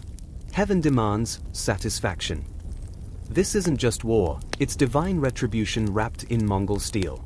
Mainstream fact: the Mongol invasion of the Khwarezmian Empire, 1219 to 1221, was triggered by the massacre at Otra and became one of the most devastating military campaigns in history, effectively erasing the powerful Islamic Empire from the map. The mobilization is terrifying in its scale and speed. Mainstream fact: Genghis Khan assembled arguably the largest Mongol army yet, estimates ranging from 100,000 to 150,000 warriors, divided into multiple powerful columns designed to strike simultaneously across the empire's vast expanse. You split your forces like the fingers of a closing fist. You lead the main thrust straight towards Transoxiana, the Khwarezmian heartland. Subutai and Jeeb? You send them on a flanking maneuver of epic, almost suicidal, proportions. Ride north, you command them. Around the Caspian. Through the Caucasus. Appear at their backs like ghosts from hell. Quirky tidbit: Subutai and Jeeb's Great Raid, 1220 to 1223, covered over 5,500 miles, defeating multiple kingdoms, Georgia, the Kievan Rus, gathering unparalleled intelligence, and achieving strategic surprise on a continental scale, a feat of endurance and navigation that still stuns military historians. Shah Muhammad II, ensconced in his opulent palaces in Samarkand and Bukhara, dismisses the initial reports. Desert savages, he scoffs. They'll break against our walls like waves. He fragments his own larger army, garrisoning cities piecemeal, gambling you'll exhaust yourselves in futile sieges. It's a fatal misreading of Mongol logistics and psychology. You don't exhaust, you systematize destruction. Otra falls first.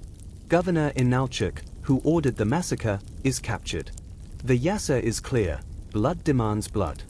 Historians still argue whether his execution by having molten silver poured into his eyes and ears was a specific punishment for violating the sanctity of envoys, a symbolic act of greed punished, or simply Mongol terror tactics writ large. The message, however, is unambiguous. Profile update, House rules, Yasa update Article 7, harm an envoy equals creative recycling program, see Otra case study. You sweep towards Bukhara, the noble city, a jewel of Islamic learning. Its outer walls crumble under relentless bombardment. As your warriors pour in, you do something unexpected. You ride to the central mosque. I am the punishment of God, you declare to the terrified scholars and imams huddled inside. If you had not committed great sins, God would not have sent a punishment like me upon you. Mainstream fact, this famous, and likely apocryphal, quote captures the terrifying aura of divine retribution the Mongols cultivated. You spare the scholars and religious leaders, religious tolerance holds, but the city burns. Libraries, repositories of centuries of knowledge, are consumed by flames. Quirky tidbit, Mongol warriors, reportedly baffled by the concept of books, allegedly used priceless manuscripts as bedding for their horses or fuel for cooking fires, an act of cultural destruction born more of ignorance than malice. Profile edition, interests, efficient resource utilization, books equals multipurpose. Samarkand, the magnificent capital, is next. Shah Muhammad flees like a startled hare, abandoning his people to their fate. The city, despite its formidable garrison and war elephants, a novelty your archers quickly turn into pincushions, surrenders after a brief, brutal siege. You walk through the captured gates, past the shattered remnants of splendor. Profile update, status, Samarkand, acquired. Shah Muhammad, ghosted, actively fleeing. The true horror, however, unfolds at Urgench. The wealthy trading city on the Oxus River resists fiercely. House-to-house fighting drags on for months, costing thousands of Mongol lives. Your patience snaps. The order is given, utter annihilation. Mainstream fact, after finally capturing Urgench, Gurgunj, in 1221, the Mongols executed its entire population, estimates range from hundreds of thousands to over 1 million, and methodically destroyed the city's intricate irrigation network, diverting the Oxus River itself to flow over the ruins, literally wiping it off the map. The earth itself was salted. It's not just conquest, it's erasure. Historians still argue whether this extreme response was solely due to the costly resistance, a deliberate act of terror to paralyze future opposition, or a fulfillment of the oath of vengeance sworn for Otra. The diverted river offers no answer, only a monument to obliteration. Shah Muhammad, hunted relentlessly, dies a broken man on a desolate island in the Caspian Sea, abandoned even by his own bodyguard. His empire lies in ruins, its cities smoldering graveyards, its fields trampled, its people scattered or slaughtered. The Silk Road runs red. Profile update, Khwarezm, unmatched terminated. Shah Muhammad, deceased, natural causes, acute Mongol-induced stress. Bio edition, lesson learned, my super-like, trade caravan, was misinterpreted. Next time, sending a super dislike, Subutai and Jeeb, first. Efficiency. The vengeance is complete. The divine mandate fulfilled with terrifying finality. Khwarezm isn't just conquered, it's unmade. The Mongols have demonstrated a new, horrifying doctrine. Defy the universal sovereign, violate the sacred laws of envoys and trade, and you risk not just defeat, but annihilation. The world watches, stunned and trembling. The profile's loyalty non-negotiable clause just got a global, blood-soaked footnote. Swiping wrong on Genghis Khan isn't just a rejection, it's an existential risk. The wingmen are back from their epic raid, the empire stretches further than any steppe dweller dreamed, and the taste of ashes is thick on the wind. Where next? Even the eternal blue sky might need a moment to catch its breath. But the whispers are already starting about a land far west, where knights in shining armor ride. Europe? They haven't met the Mangudai yet. Section 13. The ashes of Urgench still cling to your boots, the phantom screams of Khwarezm echoing in the dry Central Asian wind. Vengeance is served, cold and absolute. But while you methodically dismantled Shah Muhammad's empire brick by bloody brick, your ultimate wingmen, Subutai and Jeeb, were already writing a new chapter, one that would make even the hardest steppe veterans' jaw drop. Profile update: friends at Subutai_the ghost and at Jeeb_the arrow. Location: last seen, riding towards sunset and Europe. Status: Khwarizm cleaned up. Time for a continental-scale reconnaissance mission, with extreme prejudice. Picture it, 1220. Subutai and Jeeb, leading 20,000 of your finest humans, don't head home after scouting the Khwarezmian flanks. Instead, they point their horses northwest, vanishing into the vast, uncharted, to Mongols, expanse beyond the Caspian Sea. Their orders? Find the limits. Test the waters. See who bleeds easy. It's less a military campaign, more the world's most dangerous road trip. Mainstream fact: the Subutai Jeeb expedition, 1220 to 1223, was a strategic reconnaissance in force, circumnavigating the Caspian Sea, penetrating the Caucasus Mountains, and probing deep into Eastern Europe, covering thousands of miles and defeating every army sent against them. First stop, Georgia. King George IV, the Shining Lion, hears rumors of strange horsemen from the east. He assembles his famed knights, encased head to toe in gleaming chainmail, lances gleaming. They expect a chivalric contest. What they get is a masterclass in asymmetric warfare. Lure them, Subutai signals. Mongol horse archers feign panic, scattering before the Georgian charge. The knights thunder after, exhilarated, into narrow mountain valleys, where Jeeb's hidden archers unleash a storm of arrows from above. Quirky tidbit: Georgian chronicles lamented the Mongols' refusal to fight like men, highlighting their shock at the hit-and-run tactics and devastating archery against which heavy cavalry was useless in broken terrain. Plate armor? Excellent against swords. Less so against armor-piercing arrows shot downhill at point-blank range. The Shining Lion is tarnished, his army shattered. Profile edition: deal breakers, knights who expect formal invitations to die. Also, heavy armor in mountainous terrain, swipe left. Pushing north, they hit the Caucasus. Fierce local tribes, Alans, Circassians, Lesgins, block the high passes. Tough nuts. Subutai doesn't bash his head against the wall. He divides. Promise the Cumans, Kipchaks, plunder if they help us crush the mountain tribes, he suggests. The Cumans, nomadic cousins to the Mongols, agree. Together, they smash the Highlanders. Then, with ruthless Mongol efficiency, Subutai and Jeeb immediately turn on their allies. The Cumans, celebrating their shared victory, are ambushed and annihilated. Profile update: relationship advice: temporary alliances are fine. Just remember, swipe left immediately after mutual enemies are handled. No exceptions. Asterisk asterisk, the message is clear. Mongol promises are binding only until the immediate threat is gone. Betrayal is baked into the operational manual. The surviving Cumans flee west in terror, straight into the lands of their sometime allies, sometime enemies, the Rus princes. Help! They beg Prince Mstislav the Daring of Gallic and his Kievan cousins. Demons from hell are upon us. They fight like shadows, shoot like lightning, and break oaths like twigs. The Rus princes, steeped in their own rivalries, finally unite against this strange, terrifying common threat. Historians still argue whether the Rus princes genuinely understood the scale and nature of the Mongol threat, or if they saw it primarily as an opportunity to crush the troublesome Cumans once and for all, underestimating the newcomers. Was it solidarity or cynical opportunism?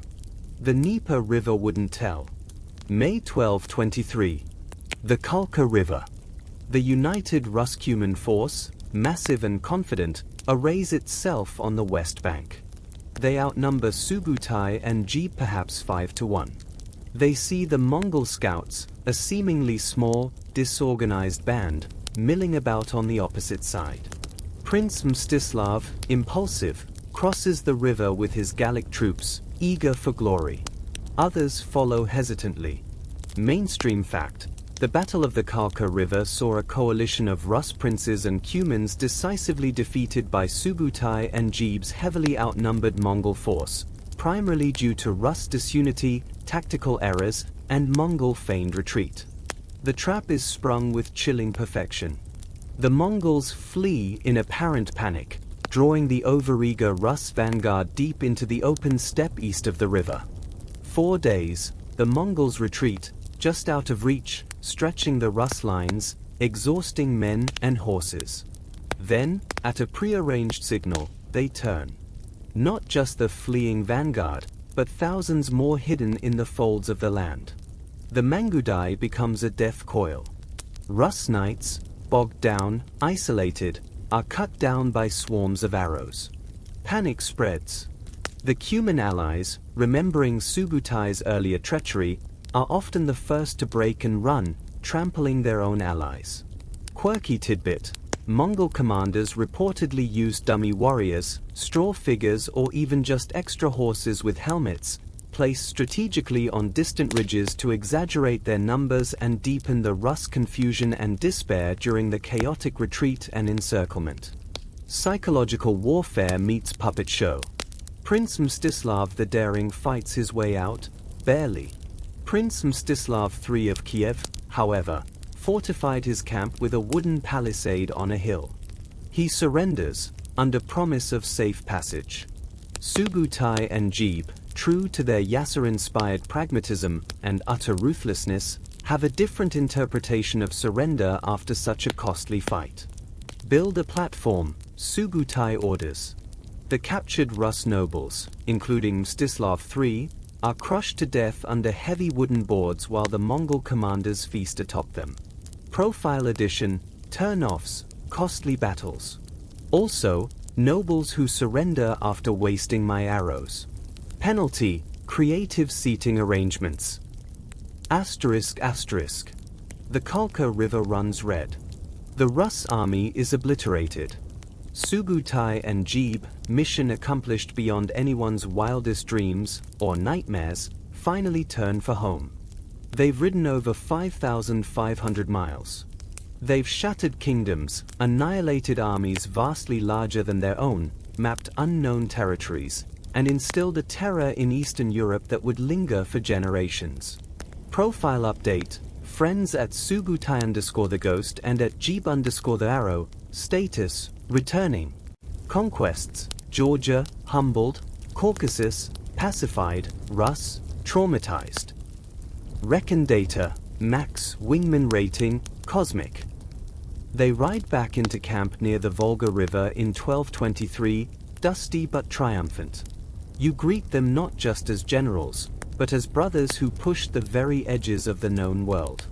Their report is a treasure trove: detailed maps, assessments of enemy strengths and weaknesses, tales of strange lands and vulnerable kingdoms. The West, Jeeb says, his eyes alight with the memory of open plains perfect for cavalry, is ripe. Historians still argue whether Subutai and Jeeb actively recommended a full-scale invasion of Europe at this point, or simply reported on its feasibility and the disunity of its rulers. Was the seed of the later European campaigns planted here, at Khalkha? The steppe wind carried the answer eastward. For now, the wingmen are home. The Khwarezmian job is finished with brutal finality. The empire stretches further than any steppe dweller ever imagined. The world feels smaller and far more conquerable. You look at the map Subutai unfurls, tracing the rivers of Rus, pointing towards Hungary, Poland, the distant realms of the Franks. The taste of Khalkha lingers, not just victory, but a blueprint. Europe doesn't know it yet, but its profile just got a very, very ominous view. Profile update: looking for new horizons. Compatibility note: Eastern European rulers, low, poor first date etiquette at Khalkha. Swipe right potential, high, lots of open space, disorganized neighbors. The wingmen proved the West could bleed. The question now isn't if, but when the main swipe happens. Sleep tight, Europe. The Mongols are taking notes. Section 14. The wingmen are back, their saddlebags bulging with maps sketched on cured sheepskin, tales of rivers wider than oceans, and forests dense enough to swallow armies whole. Europe is ripe, its princes squabbling like children over toys while the wolf circles the fence. But before you swipe right on a continent, there's housekeeping. Empires, like profiles, need upkeep.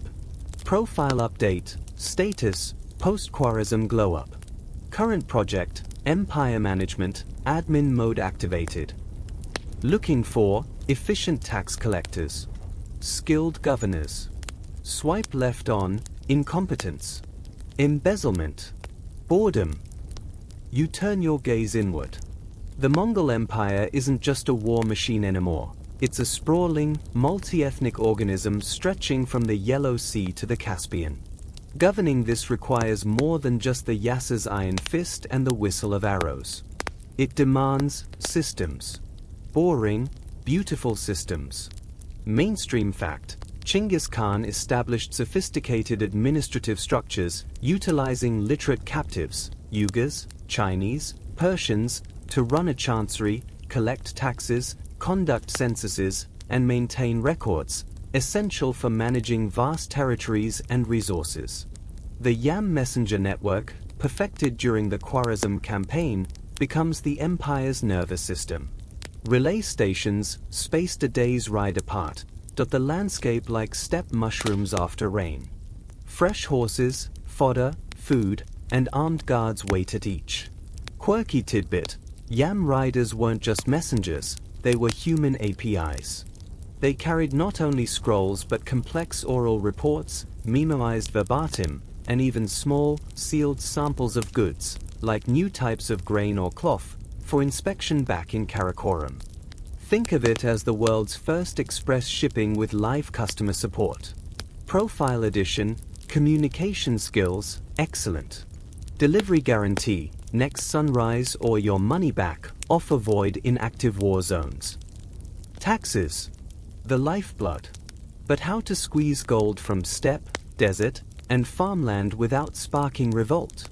You implement a pragmatic, variable rate system. Nomadic herders? Pay in livestock, 1 out of every 100 animals. Settled farmers?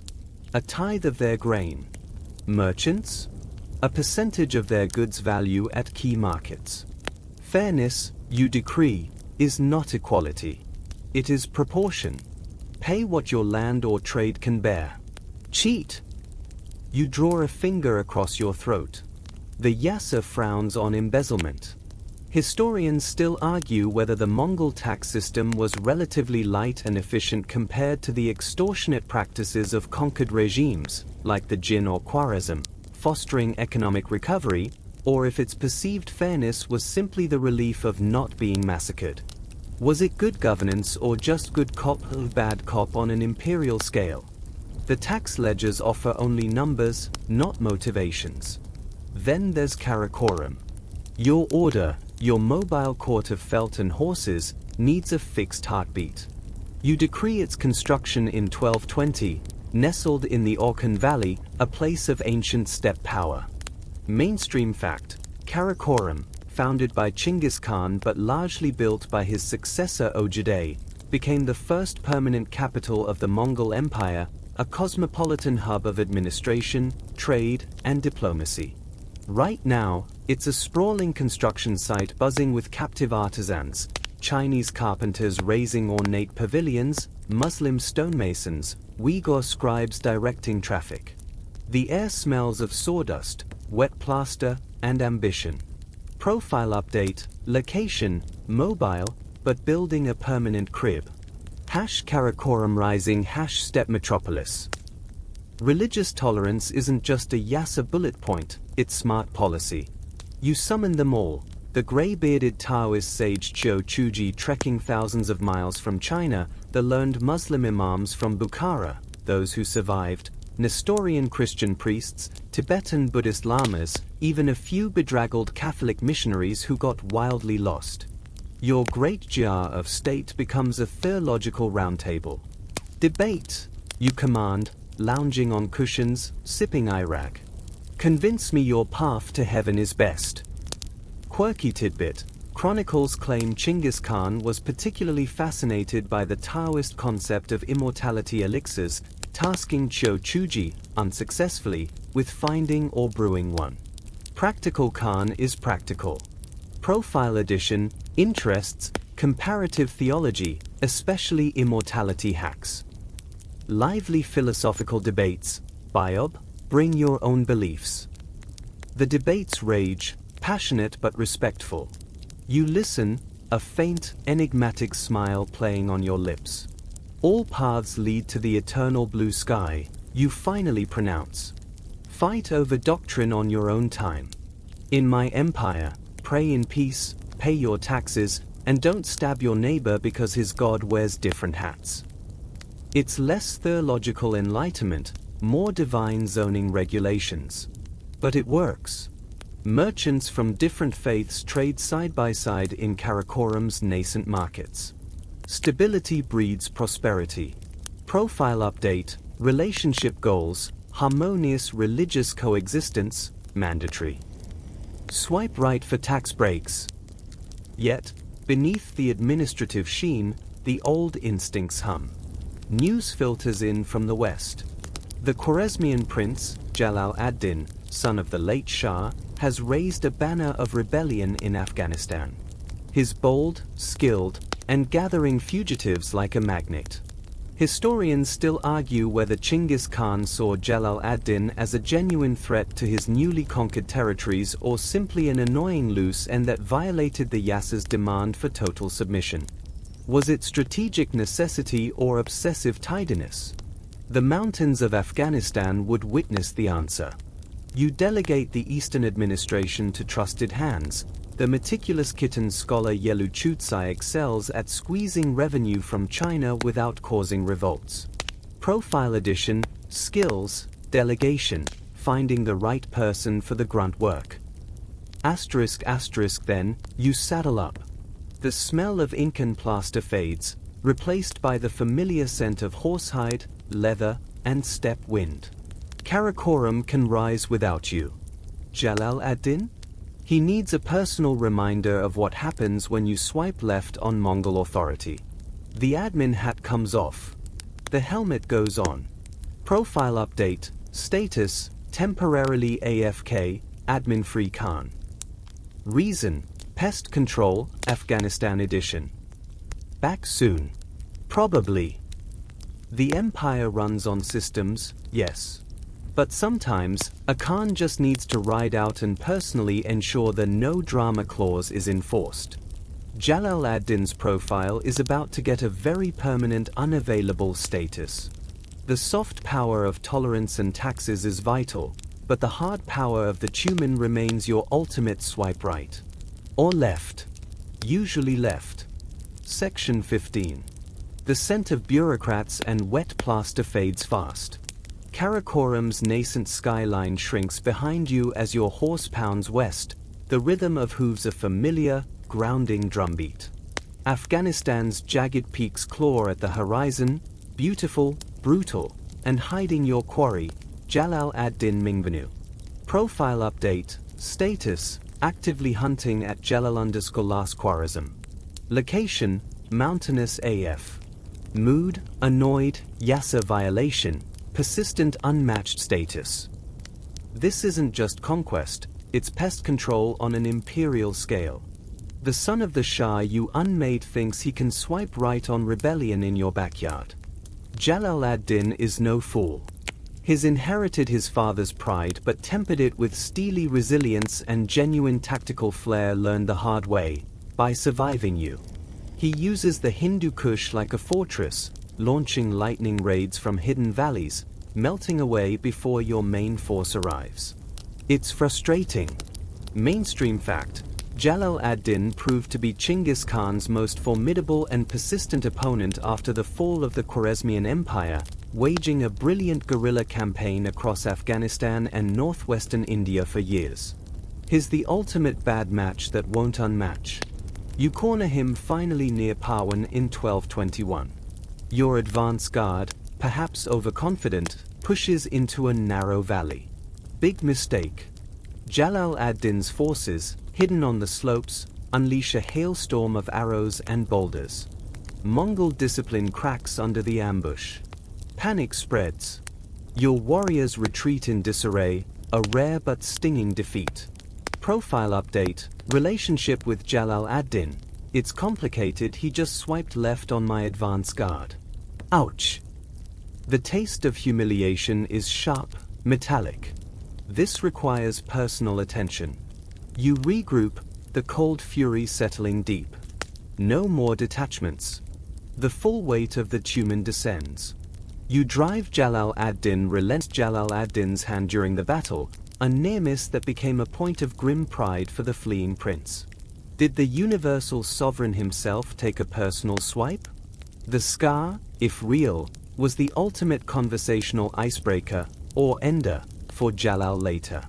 But courage can't hold against overwhelming force. His army shatters. Jalal ad-Din, seeing the end, does the unthinkable. Spurring his horse, he rides straight for the cliff overlooking the raging Indus. Heaven is my witness, he supposedly cries. Horse and rider plunge into the churning torrent far below. Mainstream fact, facing capture at the Battle of the Indus, 1221. Jalal ad-Din famously escaped by leaping his horse from a high cliff into the river and swimming to safety on the opposite bank, a daring feat immortalized in Mongol and Persian chronicles. You watch, stunned, as he surfaces, gasping, and struggles towards the distant shore. Arrows pepper the water around him, but the current is too strong, the range too far. He vanishes into the trees on the far bank. Profile update, at Jalal_last status changed to ghosted, literally. Last seen, performing extreme equestrian stunts into the Indus unmatched, successful, for now. The victory is complete, yet unsatisfying. He's gone. Again. The sting of Pawan isn't fully avenged. You order the captured women and children of Jalal's followers executed, a brutal Yasser-enforced lesson for harboring a rebel. The Indus runs red, but the main prize slipped away. Historians still argue whether Genghis Khan's intense, years-long pursuit of Jalal ad-Din stemmed from genuine strategic concern, a personal vendetta for the humiliation at Pawan and the persistent defiance, or an obsessive need for absolute closure, a world where no rival swipe remained active. Was it politics or pride driving the hunt? The Indus offers only its cold, indifferent flow. The campaign grinds on. Cities that aided Jalal feel the Khan's wrath. Bamiyan falls. During its siege, tragedy strikes close to home. Mainstream fact, Mutujan, the favorite grandson of Genghis Khan, son of his heir, Chagatai, was reportedly killed by an arrow while fighting at Bamiyan in 1221. The loss is a physical blow.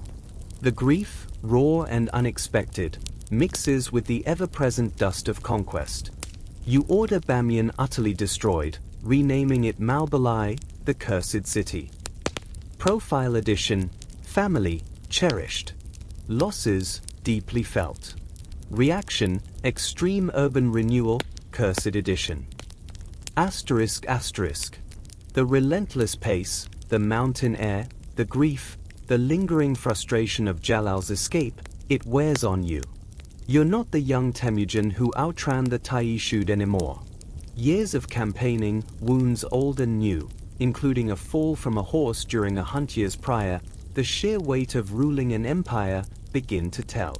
Quirky tidbit, during a hunt shortly after the Indus campaign, Genghis Khan reportedly suffered another fall from his horse, exacerbating old injuries. Some later chroniclers, perhaps seeking cosmic irony, wove tales of a mystical white deer leading his horse astray, an omen of mortality. Fact or folklore? The steppe whispers both. You feel a persistent ache, deeper than saddle sores, a weariness that sleep doesn't cure. Historians still argue whether the primary cause of Genghis Khan's death in 1227 was complications from this later fall, the cumulative effect of old battle wounds, possibly including an arrow wound suffered years earlier against the Western Shia, an endemic disease like plague or typhoid, or simply the physical exhaustion of a lifetime of relentless warfare and rule. The exact ailment remains one of history's persistent enigmas. You push on, turning homeward, drawn by the steppe and the need to secure the empire's future. The horizon feels different now. The thrill of the chase, the roar of the Kurultai, the satisfaction of shattered walls, it all seems a little further away. Profile update, status, returning to HQ feeling, weary. Reflective. Priority, dynasty planning, legacy mode activated. Asterisk asterisk. The Indus is behind you. Jalal ad-Din is a ghost across the water. The mountains recede. Ahead lies the long road back to Mongolia, to the family awaiting you, and to the inevitable question hanging heavier than any Kang: who inherits the swipe? The conquests were exhilarating, the vengeance absolute. But empires, like profiles, eventually need new management. The hunt for Jalal ad-Din was the last great campaign of the Khan himself. The final swipe is approaching, not on arrival, but on mortality itself. Time to ensure the bio doesn't end with you. Section 16. The steppe wind carries the scent of home, dry grass, horse dung, distant wood smoke, but it's undercut by a sharper, medicinal tang wafting from your grand Jahila's murmur, their faces tight with concern. That persistent ache, a dull companion since the fall from your horse near the Indus, has sharpened into a vice grip deep in your gut. Profile update, status, temporarily offline, feeling under the weather. Location, camp near Qingshui River, Western Shia border. Mood, pissed.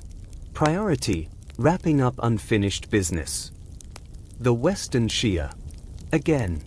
Years after their initial, humiliating submission, they dared to hesitate when you summoned their troops for the Khwarezm campaign. Worse, their insolent advisor, Asher Gambu, had reportedly mocked your strength. If the Khan lacks sufficient troops, the insult echoed, how can he claim to be ruler of all? That ancient match, Shishia, needed a final, brutal unmatching.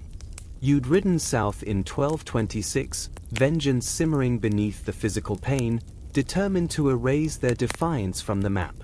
Mainstream fact, Genghis Khan died in August 1227 during his final, devastating campaign against the Tangut Western Shia kingdom, which he had returned to punish for their disobedience and failure to provide troops years earlier. Now, besieging their capital Zhongxing once more, your body betrays you. The pain is relentless, sapping strength, turning breath shallow. You know. The healer's evasive eyes confirm it. How long? You rasp, the voice that once commanded continents now strained. They hesitate, mutter about humors, imbalances, the will of heaven. Quirky tidbit, legends abound regarding his final illness. Was it complications from the horse fall? An old arrow wound festering? Typhoid fever from contaminated water? Or, the most dramatic theory, poisoning by a captured Tangut princess, Gebelgin, seeking revenge for her people's destruction? The latter, though popular in folklore, lacks credible evidence but adds a layer of operatic intrigue to the Khan's exit. Profile edition, pet peeves, unfinished business. Also, suspiciously timed illnesses during sieges. Defiance flares even through the fog of pain. You summon your youngest son, Talui, and your most trusted generals, Subutai, Jelm. Keep my death secret, you command, the steel still present in your whisper. Until Zhongxing falls. Until the Tangut are dust. Let not a single dog bark the news until our victory is complete. Secrecy is your final weapon. The siege grinds on, Mongol assaults unrelenting, the defenders unaware the architect of their doom is fading. Historians still argue whether this order stemmed from strategic genius, preventing enemy morale from lifting or allies from wavering, or a final act of personal vengeance, ensuring the Tangut felt the Khan's wrath even from beyond the grave. Was it cold calculation or the ultimate power move? The walls of Zhongxing absorbed the secret. The end comes, likely on August 18, 1227. The specifics blur in the haze of pain and the weight of the secret. Your final thoughts? Unrecorded. Perhaps the endless steppe of your youth. Perhaps sport. Perhaps the squalling infant clutching a blood clot under a frozen moon. Perhaps simply the grinding gears of empire. Profile update, status, offline permanent. Last active, August 1227. Cause, classified, C, ongoing scholarly debate. The empire holds its breath. The secret holds. Zhongxing, unaware its tormentor has passed, finally capitulates weeks later. The Tangut royal family is executed, their lineage extinguished, their capital plundered. Only then, with the last defiant match definitively unmatched, is the news released. Grief, raw and immense, ripples through the ranks, quickly followed by the chilling realization: who inherits the swipe? Now comes the vanishing act. Your body, swathed in felt, is placed on a simple ox cart. The funeral procession begins the long journey north towards the sacred heartland of Mongolia, the Khenti Mountains, whispered to be the birthplace of your mythical ancestor, the blue-gray wolf. Mainstream fact: following Mongol tradition, Genghis Khan was given a secret burial. The funeral procession killed every person encountered along the route to prevent knowledge of the tomb's location. Upon reaching the sacred site, the grave was dug deep, the body interred with treasures, weapons, and likely sacrificed horses and servants. The earth was then meticulously returned, the ground trampled by 1,000 horses to erase all trace, and finally, a river was supposedly diverted over the site to seal it forever beneath water. Profile update, location, unknown. Last seen, heading north in a cart. Ghosting level, masterclass. Historians still argue whether the river diversion literally happened or is metaphorical, and passionately debate the tomb's potential location. Expeditions have scoured the Khenti range using satellites, ground-penetrating radar, and old maps, but the Earth keeps it secret. Is it buried beneath the sands of the Ekh Great Taboo region? Hidden near the Onan River of your birth? Or somewhere else entirely, lost to the relentless sweep of the steppe winds? Quirky tidbit: some modern theories suggest the tomb might lie beneath the modern Mongolian capital, Ulaanbaatar, or even that it was never in Mongolia at all, possibly being taken to a secret location in China. Others propose elaborate geomantic principles dictated the burial site, aligning it with celestial bodies. The mystery endures, fueling endless speculation. The cart vanishes into the vastness. The earth swallows its conqueror. The profile, once vibrant with ambition, conquests, and cheeky bias, is abruptly deleted. Not just hidden, erased. The ultimate ghosting. The eternal blue sky gained its vessel, the earth reclaimed its dust. The world is left with the empire you forged and the chilling void where you vanished. The bio promised empires, and you delivered. The final update? Silence. The ultimate unmatched. The wingmen remain, the suns gather, the Yasa stands, but the hand that swiped continents is still. The next swipe belongs to others. Section 17. The sacred earth swallows the cart, the secret, the Khan. The vast steppe exhales, holding its breath. Silence. Not peace, but the charged stillness before a thunderclap. The Mongol Empire, a living thing forged by one will, suddenly floats untethered. Profile update at Genghis Khan _verified, account deactivated. Status, legacy mode engaged. Next of kin, pending verification. The news, finally released after Zhongxing's fall, hits like a physical blow. Warriors weep openly, clawing at their faces, howling grief into the indifferent sky. Generals exchange stunned glances. The eternal blue sky's vessel is gone. Who speaks for heaven now? The question hangs, heavier than any imperial decree.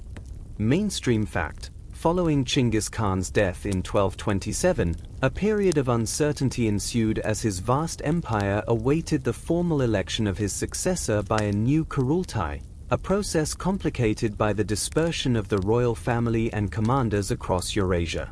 Bort, the first wife, the steadfast partner through abandonment, raids, and empire building, becomes the anchor. Her jar is now the empire's nerve center.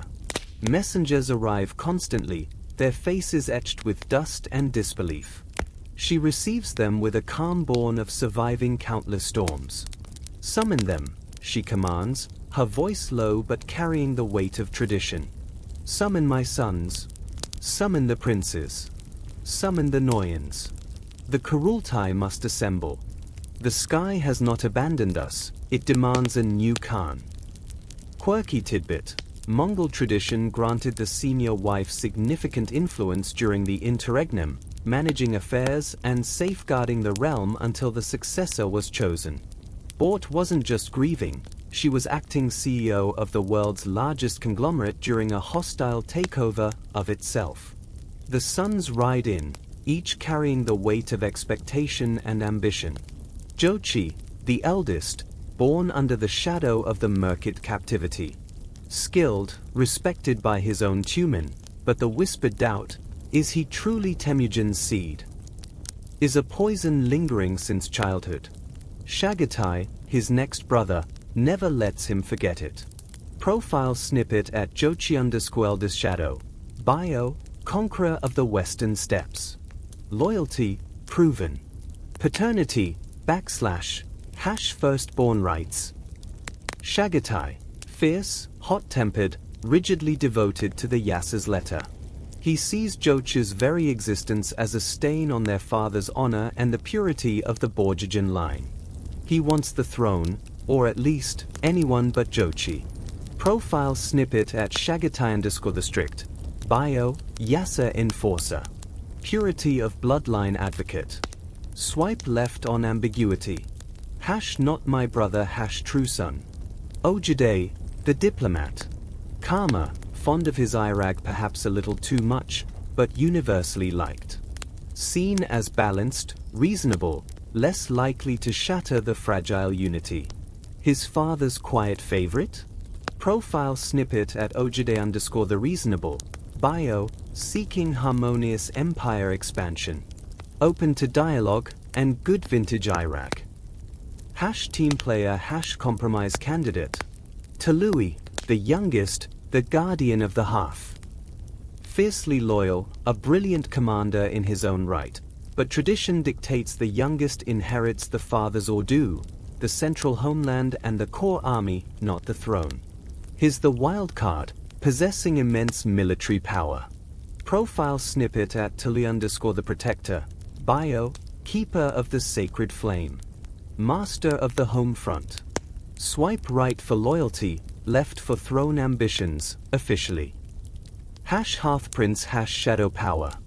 The atmosphere at the preliminary gatherings is thick with tension, sharper than a freshly honed Mongol blade. Chagatai wastes no time. The throne cannot go to one whose blood is uncertain, he snarls, pointing at Jochi. He is Merkit spawn. The Yassa demands purity. Jochi's face darkens, hand twitching towards his knife. You dare question the Khan's own acknowledgement? You question the eternal blue sky's judgment.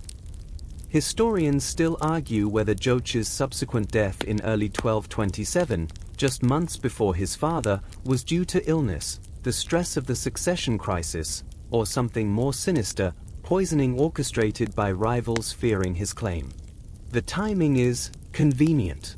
His passing removes the most volatile element but deepens the mystery. Profile update at Jochi_eldest shadow, account deactivated, cause, under investigation by history. Bort watches, her heart heavy. The empire her husband built with blood and iron threatens to unravel in a squabble among brothers. She remembers Temujin's own fractured family, the abandonment, the betrayal. She intervenes with the authority of the first wife, the mother. Enough! Her voice cracks like a whip. Your father foresaw this discord. He named Ojide. She recounts private moments, the Khan's observations on Ojide's temperament, his ability to listen, to mediate, to hold the center. Mainstream fact: despite the rivalry between Jochi and Chagatai, Genghis Khan reportedly designated Ojide as his successor before his death, recognizing his diplomatic skills as essential for holding the diverse empire together. Chagatai fumes, but the wind leaves his sails without Jochi as a target. Openly defying his father's stated wish, even posthumously, is a Yasa violation too far. Tului, ever loyal, throws his considerable weight behind Ojide. Father's word is law, he states simply, his hand resting on his sword hilt. The implication is clear. Finally, in 1229, 2 years after the Khan's death, the Kurultai assembles near the Kurlan River. Thousands gather, the air thick with anticipation, the ghost of the founder almost palpable. The rituals begin, the sprinkling of Irag to the eternal blue sky, the sacrifices of white mares. Shamans chant, seeking divine confirmation. Quirky tidbit: the election process involved elaborate consultations, not just with nobles, but also with powerful shamans interpreting omens, the flight of birds, the patterns in sacrificed sheep's scapulae to ensure heaven favored the chosen successor. Ojide, visibly moved and perhaps slightly overwhelmed, is brought forward. Chagatai, swallowing his pride, or storing it for later, is the first to kneel, publicly acknowledging his brother. One by one, the princes, the generals, the Noyans follow suit. The acclamation rises, Ojide Tan. Ojide Tan. Profile update at Ojide_Khan. Username verified. Bio: official successor app inherited, world's largest empire. Status: okay, now what? #second Khan #please be patient. The sigh of relief across the empire is almost audible. The immediate crisis is averted. The profile has a new administration. But the legacy is a complex beast. Ojide inherits not just lands, but simmering tensions. Chagatai, granted the Central Asian steppes, the Chagatai Khanate, he becomes a prickly, Yasser-obsessed neighbor, watching Ojide's every move. Tului holds the Mongol heartland and the largest, most elite army, a powerful base, a potential threat. Jochi's sons, Batu, Orda, Burke, inherit the vast western lands, the nascent Golden Horde, resentful of the doubts cast on their father and fiercely independent. The unfinished swipes: Europe beckons, Song China remains defiant, Persia smolders. Ojide takes the reins. His not the firebrand his father was, but his shrewd. His first act? Commissioning the official chronicle, the secret history of the Mongols, ensuring Temujin's legend, warts, blood clots, and all is cemented. Profile update at Ojide_Khan. Pinned post, honoring the legacy, commissioning dad's biography, #no pressure. First order of business, more Iraq? Kidding, mostly. The ghost of Genghis Khan looms large. His sons hold the empire, but the question remains, can they hold it together? The unified swipe of the founder has fractured into multiple, sometimes competing, profiles. The bio claimed Empire Builder.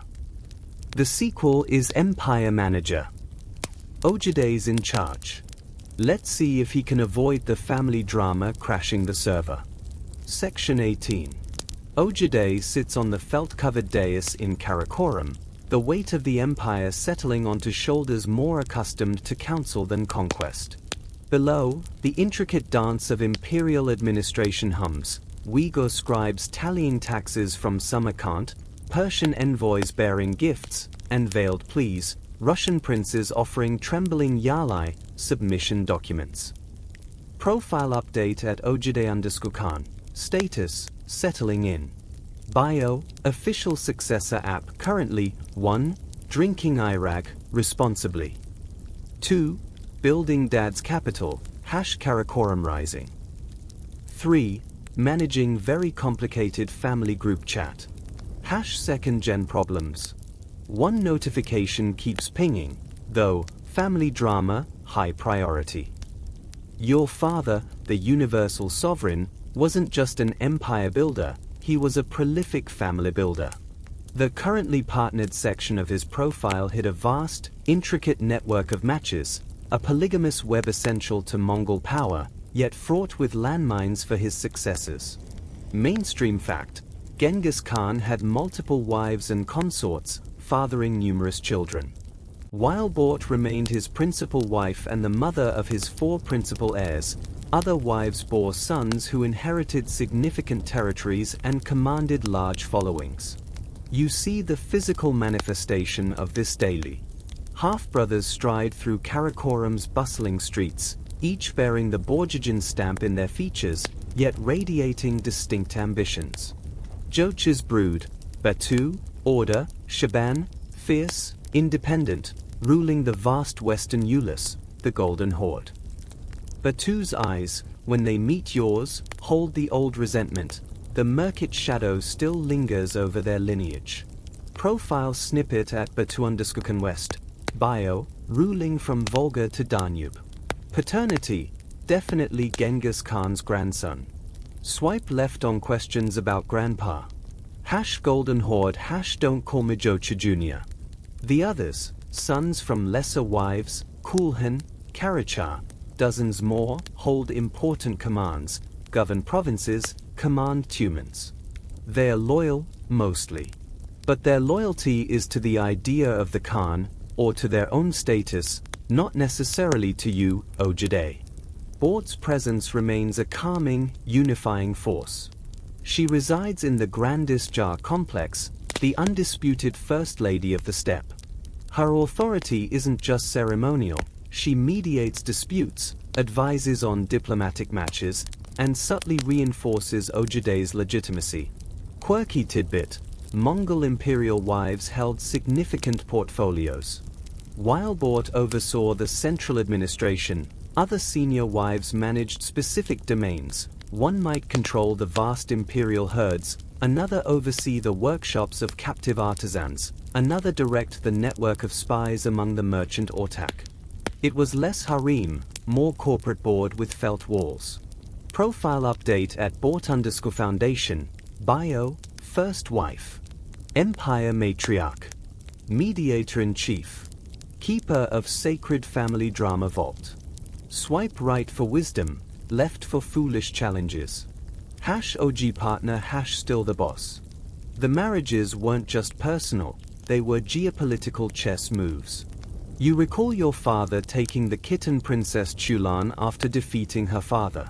Not just a trophy, a binding alliance with a culturally sophisticated people crucial for administering conquered Chinese lands.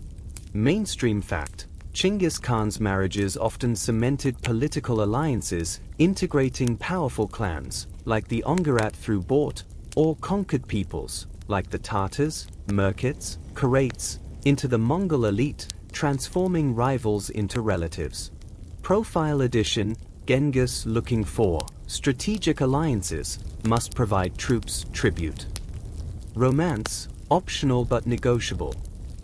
#political marriage, #benefits package included. Managing this sprawling imperial family feels like herding cats, if the cats were armed, mounted, and owned continents. You implement a system. The Keshig expansion, your elite guard isn't just for protection, it's a training ground and surveillance hub. Sons and nephews serve here, bonding, theoretically, and staying visible. Appanages confirmed.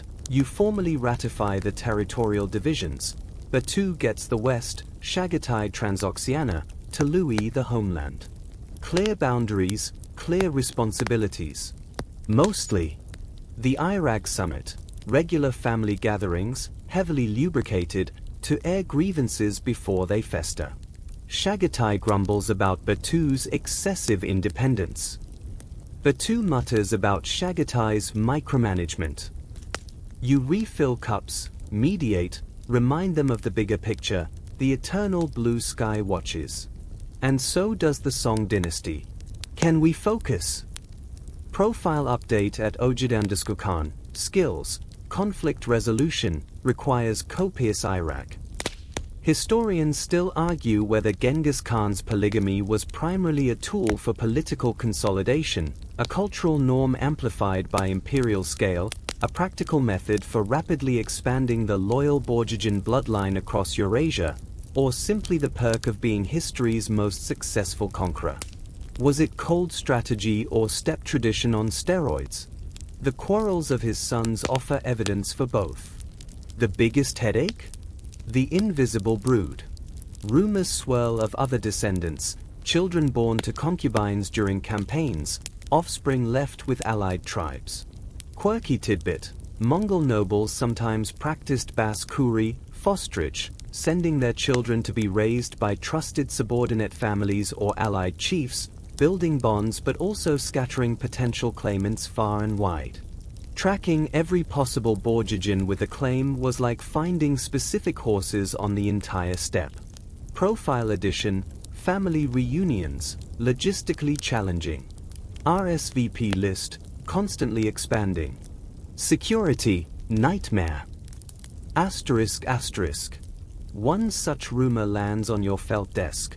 Whispers of a skilled warrior in the Caucasus Mountains, claiming descent from the Khan through a Circassian concubine. Is he a potential ally? A future rebel? Just a pretender? You send a discreet yam rider with a paisa and a simple message: prove it. Managing the legacy means managing all the matches, even the ones lost in the archives of conquest. Ojide sighs, swirling the Irag in his cup.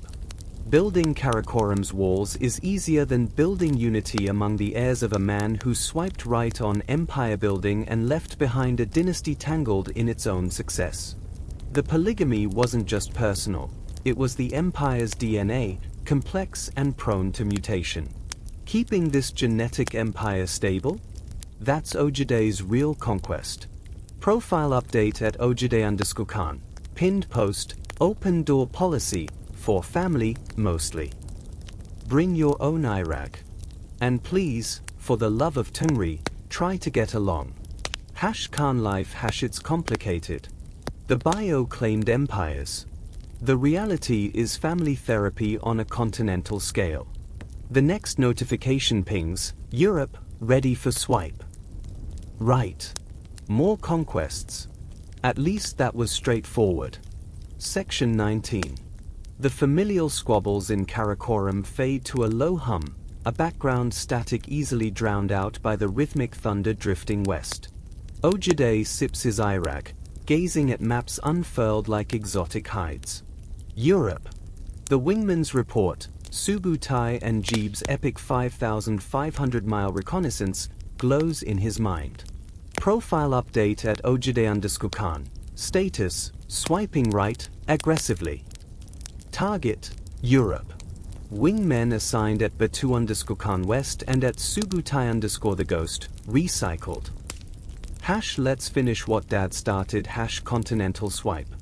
It's 1236. Batu Khan, Joch's formidable son, chafing in the western steppes, gets the call. Uncle, Ojide's message likely reads, via Yam Rider, Paisa gleaming, the west is yours. Take Subutai. Take the best humans. Remind them of Kalka. Mainstream fact, the Mongol invasion of Europe, 1236 to 1242, commanded primarily by Batu Khan and Subutai, was a direct continuation of the earlier reconnaissance, aiming to subjugate the Rus principalities and penetrate into Central Europe, Hungary and Poland. Batu needs no urging. This is his inheritance, his chance to eclipse the murkit whispers shadowing his father's name. He assembles the Golden Horde, not just Mongols, but a terrifying amalgam of Turkic warriors, conquered Rus auxiliaries, and the battle-hardened core of Subutai's veterans. They surge west like a steel tide. The Rus principalities, still scarred by Kalkar a decade prior, fracture like rotten wood. City after city falls. Ryazan refuses surrender. Result: erased. Quirky tidbit. Legend claims the Mongols built a macabre pyramid from the skulls of Ryazan's nobility, psychological warfare turned gruesome art installation. Profile update at Batu_conquest. Bio update, connoisseur of architectural statements, skull theme preferred. Efficiency expert. Vladimir, Grand Prince Yuri attempts resistance. His army is shattered in open field, the city stormed. Yuri dies fighting. Kiev, the mother of Russian cities, falls in 1240 after a brutal siege. Its magnificent churches burn, its streets run red. The Mongol bootprint is indelible. Profile update at Subutai_the ghost. Location, Kiev. Status, city planner, extreme renovation. The news races ahead of the Mongol advance, carried by refugees and the chilling efficiency of the yam. Panic infects Central Europe. King Bela IV of Hungary receives frantic pleas and Batu's own succinct demand: surrender, or share Kiev's fate. Bela, proud and unprepared, scoffs. He rallies his feudal levies, armored knights, peasant crossbowmen, trusting Hungary's forests and rivers to halt the steppe horsemen. Historians still argue whether Bela IV genuinely believed his forces could resist or was paralyzed by the disbelief that such a distant, almost mythical threat could reach his heartland. Was it hubris or hopeful ignorance? The Danube offered no counsel. Subutai, the ghost, the mastermind, sees the terrain, the disunity. He doesn't just invade, he orchestrates. Split the prey, he tells Batu. A massive diversionary force under Baidar and Kadan sweeps north into Poland, drawing off potential allies. April 1241. The Mohi Plain, Hungary. Bela IV's massive but cumbersome army camps near the Sejo River, fortified by a wagon lager, circle. They feel secure. They haven't met Subutai's operational art. Phase 1, the feint. Mongol vanguard attacks the bridge at Mohi. Fierce fighting ensues. Hungarians reinforce, believing this is the main thrust. Profile update at Subutai_the ghost. Status, baiting the hook. Classic Mangudai vibes. Phase 2, the ghost move. Under cover of night and a conveniently timed stone lobbing barrage, covering noise, Subutai leads the main force upstream. Engineers swiftly build a pontoon bridge. Quirky tidbit: Mongol siege engineers, often overlooked, were masters of rapid field engineering, assembling prefabricated pontoon bridges using inflatable leather skins or lashed-together boats carried in their train. Before dawn, the bulk of the Mongol army crosses undetected, flanking the Hungarians perfectly. Phase 3, the hammer. At dawn, Batu's force renews the frontal assault on the bridge. Simultaneously, Subutai's flanking host appears like vengeful ghosts on the Hungarian rear. Chaos. The Hungarian knights, heavy and slow to maneuver, are trapped. Mongol arrows darken the sky, finding gaps in armor. The Mangudai feigns retreats, drawing panicked units out of the wagon fort, only to encircle and annihilate them. Mainstream fact: the Battle of Mohi, April 11, 1241, was a catastrophic defeat for the Kingdom of Hungary, effectively destroying its field army and opening the country to Mongol devastation. Estimates suggest 10,000 plus Hungarians died. Bela IV flees, a broken king chased by a dedicated Mongol tumen. He abandons his crown, his treasury, his people, seeking refuge with the Austrians, who promptly imprison him for ransom, adding insult to annihilation. Profile update at Batu_conquest. Status: actively ghosting at Bel_v_Hungary. Last seen, fleeing towards Austria, awkward. Kings gone wild. The Mongols rampage through undefended Hungary. Pest burns. The Great Hungarian Plain becomes a Mongol pasture. Subutai sends probing parties towards Vienna, the Adriatic Sea. Europe trembles. The Pope calls for a crusade. Panic reaches Paris and London. Profile update at Subutai_the ghost. Location, Danube Bend. Mood, curious. Bio, professional horizon expander. Currently testing Central European plumbing. #spoddery #next stop Venice. Then, December 1241. A Yam rider, frosted and exhausted, bursts into Batu's camp near the frozen Danube. The message bears the imperial seal, Ojide Tan is dead. Return. Kurultai. Historians still argue whether the Mongols withdrew from Europe solely due to Ojide's death and the succession crisis, or if logistical overstretch, Hungary's devastated state, no fodder, the impending spring thaws turning the plains to mud, and stiffening resistance in fortified castles played equally crucial roles. Was it politics or practicality that saved Europe? The frozen river offered no answer. Batu stares at the message. Subutai, the strategist, calculates instantly. The path west is open, but the path back to Karakoram, to power, to the heart of the empire, is now the critical vector. We ride east, Batu declares, the dream of a Mongol Adriatic fading like mist.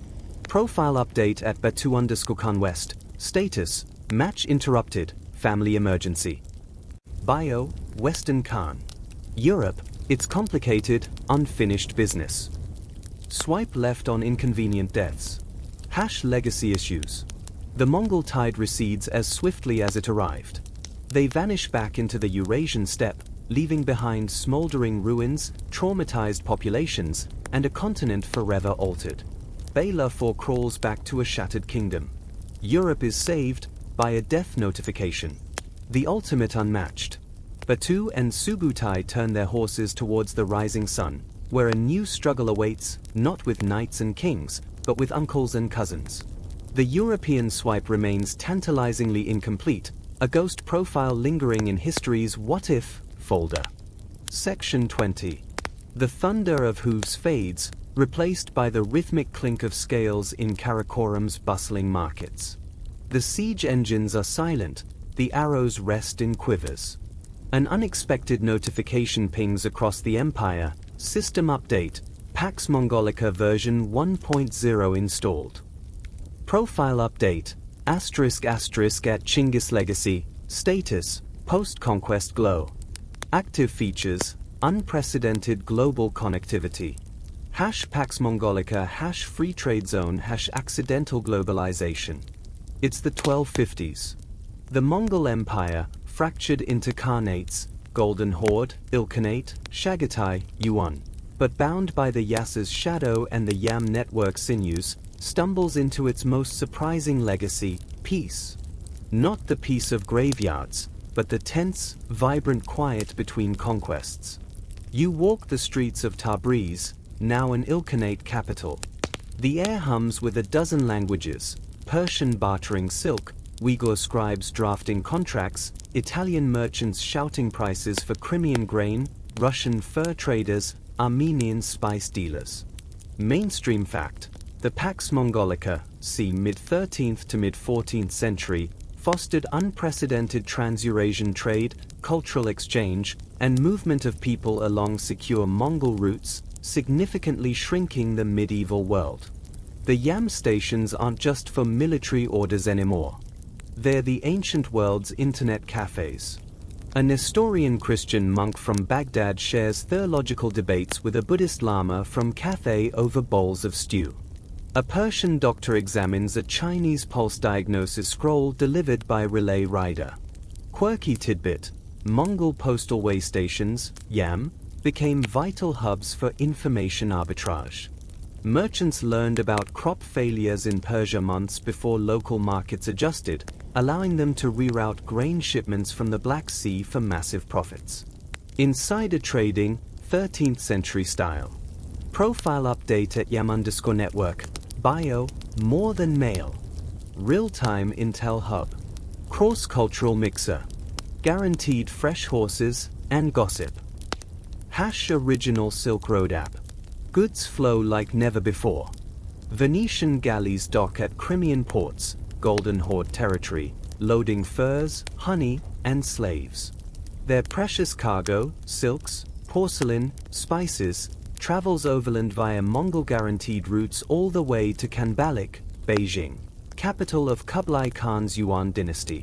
Profile update at Venetian merchant. Status: swipe right on Mongol peace. Bio: risk-averse capitalist seeking safe passage to Cathay. Will trade glass beads for spice margins. Pax Mongolica fanboy. Profit over prejudice. This connectivity births history's most famous travel blogger, Marco Polo. Imagine his profile at Marco Polo_Venice. Bio: seeking adventure and dad's business contacts. 17 years AFK in Mongol service. MA about Kublai Khan's bling, man-eating tigers, or paper money. Ultimate gap year. Influencer circa 1300. His tales of Xanadu, paper currency, and Mongol efficiency sound like fantasy to Europeans. But they are real products of the Pax. Kublai employs foreigners like Polo precisely because the empire is cosmopolitan. Mainstream fact: Marco Polo's travels, circa 1271 to 1295, under Mongol protection provided Europeans with detailed, first-hand accounts of Asia, fueling interest in the East for centuries. Historians still argue whether the Pax Mongolica was a deliberate policy of enlightened self-interest, trade generates taxes, stability prevents revolts, or simply the fortunate byproduct of exhausted armies, secure logistics, and the Mongols' unique ability to connect diverse regions under one, albeit fractured, administrative umbrella. Was it visionary governance or happy accident? The bustling caravanserais don't care. The exchange isn't just goods and stories. It's microbes. The yam routes, the bustling ports, the mass movements of people and armies, they're the perfect transmission belt. Profile update at Black Death_stealth mode. Status: loading. Location: Central Asia. Destination: Europe. ETA: 1347. Transmission route: Mongol Peace Express. Unintended consequence. Pandemic in progress. Quirky tidbit: some theories suggest the Mongol siege of Kaffa, Feodosia, in Crimea, 1347, played a key role in the Black Death's arrival in Europe. Plague-infected corpses catapulted over city walls, recycling that old Mongol tactic, might have contaminated fleeing Genos merchant ships bound for Italy, the ultimate biological stowaway on the Pax Mongolica network. Profile update at Mongol Siege Engineer. Bio: creative problem solver. Specialties: trebuchets, sappers, psychological ops, and occasionally accidental epidemiology. Whoops. Art flourishes in the strange piece. Ilkhanate miniatures blend Persian elegance with Chinese landscape techniques. In Yuan China, blue and white porcelain designs, influenced by Persian cobalt, become global luxury items. Profile update at Yuan Porcelain. Bio: made in China. Designed via Silk Road collab. Swipe right for timeless elegance and hefty shipping fees under Pax Mongolica. Fusion art. Globalized aesthetic. Religious debate continues, louder than ever. Catholic missionaries reach Karakoram. Muslims, Buddhists, Taoists, and shamans still debate in the Khan's shadow. Toleration remains policy, but the sheer proximity breeds both understanding and friction. Historians still argue whether the Mongol religious tolerance actively fostered syncretism or merely created parallel communities that coexisted uneasily, with tensions simmering beneath the surface of trade. Was it true pluralism or pragmatic indifference? The shared market square hosted both arguments. The Pax Mongolica is fragile. It rests on the continued strength and mutual, grudging tolerance of the Khanates. Rivalries simmer: Golden Horde versus Ilkhanate over the Caucasus, Chagatai raids into Yuan territory. The system thrives on stability at the top. When the center weakens, but for now, in this sliver of the 13th century, it works. A Venetian buys pepper in Tabriz with silver mined in Afghanistan, weighed on Chinese scales, secured by a Mongol paisa. A Uyghur scribe in Kanbalik translates a Persian astronomical text using knowledge gleaned from an Arab scholar met at a yam station. The world, for the first time, feels tangibly connected. The conqueror's terrifying swipe right didn't just build an empire, it accidentally built the first globalized world order. Profile update at Genghis legacy, pinned post, achievement unlocked, unexpected peacemaker. Turns out, crushing everyone else's armies really cuts down on local conflicts. Who knew? Swipe right for free trade, and maybe check your plague shots. Legacy is complicated Pax Mongolica. The empire built on terror becomes, briefly, the guarantor of an unprecedented peace. The bio promised empires. The reality delivered globalization. The final legacy? Not just conquests, but connections, fragile, fraught, and world-changing. The next swipe won't be by a Khan, but by microbes and merchants riding the rails the Mongols laid down. Section 21. The empire fractures, the pax fades, the chronicles fall silent. Centuries pass. Dust settles on forgotten battlefields, steppe winds erase the hoofprints of Tumans. Yet a different kind of legacy hums beneath the surface, not in gold or chronicles, but in the very blueprint of humanity. Profile update, *** at Genghis legacy, status, biological empire confirmed. Active feature, Y chromosome express delivery. Genetic conquest world's most successful swipe right. You step into a modern genetics lab. The air thrums with machines sequencing DNA, not the thunder of cavalry. Here, the Khan's most enduring conquest is being mapped, an empire written in genes. Mainstream fact, genetic studies in the early 2000s revealed a Y chromosome lineage, haplogroup C2b1a1b1f3796, often called the star cluster, exploding across Asia precisely during the Mongol period. Estimates suggest it originated in Mongolia tilde 1000 AD and spread with astonishing speed. Quirky tidbit, this lineage is found in tilde 8% of men across the former Mongol Empire, 16 million plus descendants today, peaking near 25% in populations from the Pacific to the Caspian, a genetic echo of the Golden Horde, Chagatai Khanate, and Yuan dynasties' reach. Profile update at Genghis Y chromosome, bio, high-frequency diplomat. Specializing in rapid territorial expansion, circa 1200 to 1400 AD. Currently residing in 1 in 12 dudes from Kabul to Seoul. Passive-aggressive inheritance. How did one man's genetic signature conquer continents? The Yasa provided the framework. Elite privilege. Khans, princes, commanders had unparalleled access to women, wives, concubines, captives. Success bred opportunity. Population replacement. Conquests often involved massacring adult males, removing local Y lines, while incorporating women and children into Mongol society. The steppe superhighway, the very mobility that enabled conquest, the yam routes, mass troop movements, became a genetic dispersal network. Sons followed fathers to new territories, spreading the lineage.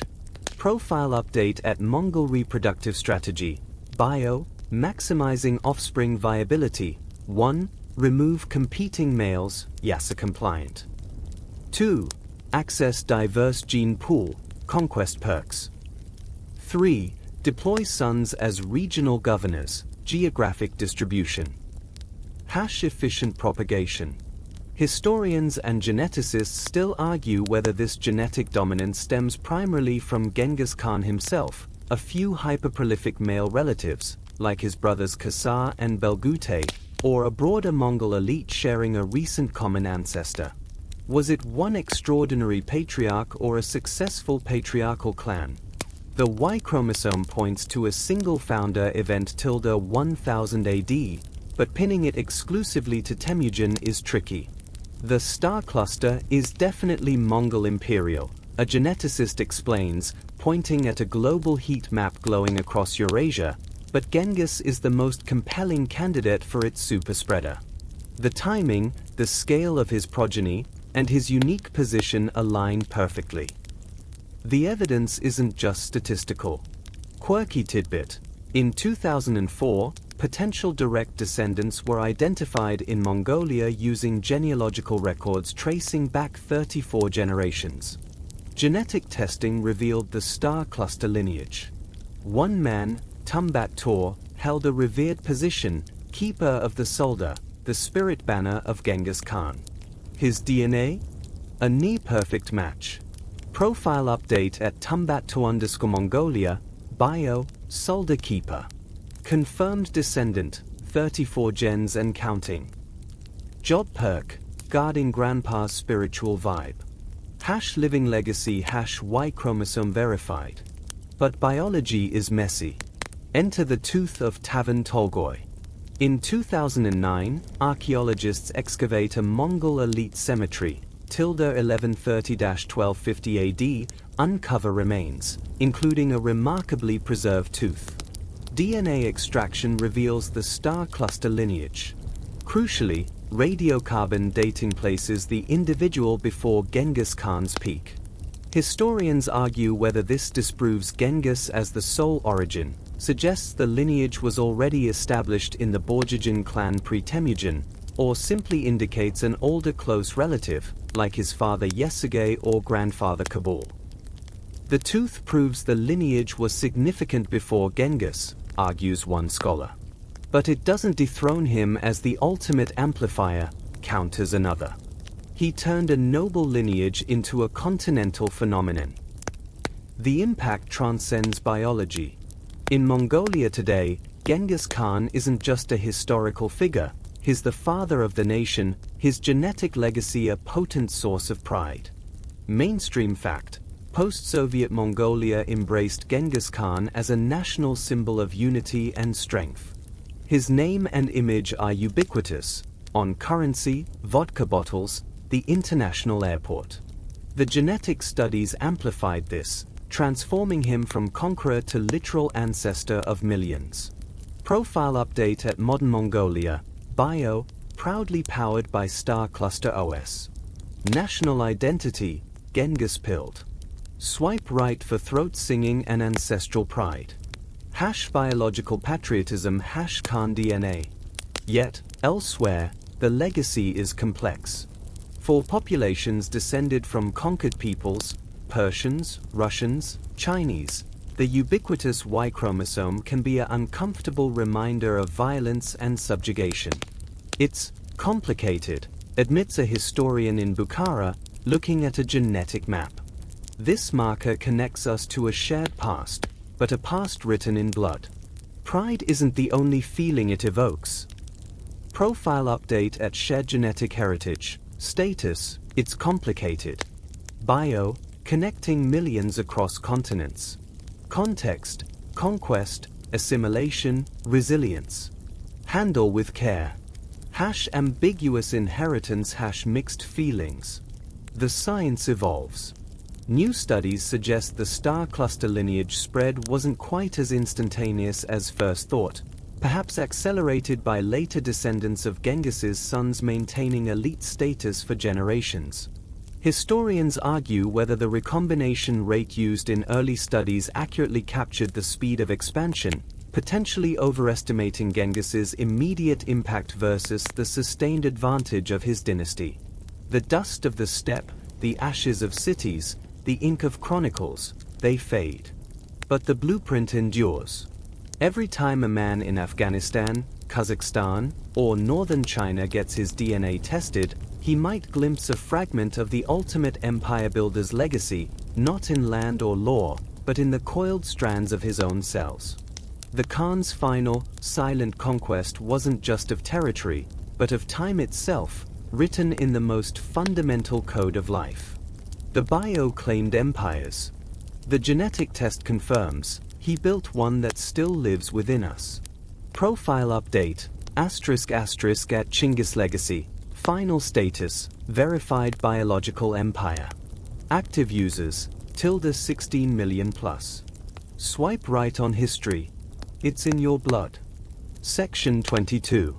The dust of centuries settles, the genetic markers spread, but the ghost of Genghis Khan refuses to rest quietly in his unmarked grave. He's traded his felt gear for something far more pervasive, the global imagination. Profile update, *** at Genghis Khan _ global brand, status, cultural icon, multipurpose. Current forms, movie villain, leadership guru, video game boss, misunderstood reformer. #pop culture chameleon #legacy remix. You flick on a screen. There he is, not on the windswept steppe, but in technicolor spectacle. Mainstream fact, the 1956 Hollywood epic The Conqueror infamously, cast John Wayne as Temujin, complete with squint and drawl. Yonder lies the city of Beijing, Padna. It's a jarring, absurd collision of worlds, reducing the complex empire builder to a cowboy archetype in Mongol drag. Quirky tidbit, the film was shot downwind of US nuclear test sites in Utah. Radioactive dust contaminated the set. Decades later, a statistically alarming number of cast and crew developed cancer, an eerie, unintended metaphor for toxic legacy. Profile update at John Wayne as Genghis, bio, miscast. Radioactive. Historically absurd. Swipe left for cinematic crimes against accuracy. #why God why. The pendulum swings. Enter 2007's Mongol. Director Sergei Bodrov offers a gritty, sympathetic origin story. The abandoned boy, the stolen bride, the forging of an unbreakable will. You feel the frozen Onan River, the weight of the Kang, the brutal beauty of the steppe. Profile update at Mongol Film 2007, bio, seeking empathy for young Temujin. Contains, realistic marmot hunting, blood brotherhood feels, zero radioactive dust. #rehabilitation attempt #Oscar nominated. Historians still argue whether any film can truly capture the scope of his life or inevitably reduces him to simplistic tropes. The barbarian, the visionary, the victim of circumstance. Was he a product of his brutal environment, a unique genius, or a terrifying force of nature? The debate fuels endless documentaries, each slicing the historical pie differently. Beyond the screen, he conquers boardrooms. Profile update at Genghis MBA, bio, leadership consultant. Specialties, rapid expansion, meritocratic promotion, logistics optimization. YASA compliant. Keynote speaker available. #conquer your market #what would Genghis do? Management books trumpet his principles. Decisiveness, loyalty rewarded, adaptability, terror as a strategic tool, glossed over as assertive negotiation. Quirky tidbit, a 1998 Wall Street Journal article seriously proposed Genghis Khan as the CEO of the millennium for his organizational prowess and market expansion, a stark commodification of conquest. Then there's the digital arena. Fire up a game. Total War, Age of Empires, Civilization. There he is, a pixelated powerhouse. Click his icon, unique ability, Mongol terror, enemy units near your cities suffer morale penalties. Profile update at Genghis _ civilian VI, bio, special unit, Keshik, elite cavalry. Agenda, like civilizations with strong trade routes, hates walled cities. Victory condition, domination. Just one more turn #pixelated plunder players unleash digital tumens, replicating the feigned retreats and encirclements detached from the human cost. It's conquest, sanitized and gamified. The rehabilitation project? In modern Mongolia, he's the undisputed national father figure. His stern gaze looks down from the Togrog banknotes. Ulaanbaatar's airport bears his name. Profile update at Genghis _ Mongolia today, bio, national symbol. Unifier. Source of pride. Dispenser of airport codes, ULN. Swipe right for cultural revival. #not a barbarian #respect the Khan. But step outside Mongolia, and the narrative fragments. In Persia and the Arab world, chroniclers like Rashid al-Din provided nuanced, if often critical, accounts centuries ago. Today, he's often remembered for the sack of Baghdad, 1258, libraries burned, rivers running black with ink from discarded books. Profile update at Genghis_Baghdad memory. Bio, destroyer of knowledge. Bringer of apocalypse. Swipe left for cultural trauma. Never forget. In China, Yuan dynasty aside, he's a complex figure, both a foreign conqueror and the founder of a pivotal Chinese dynasty, his legacy claimed and contested by Han and Mongol identities alike.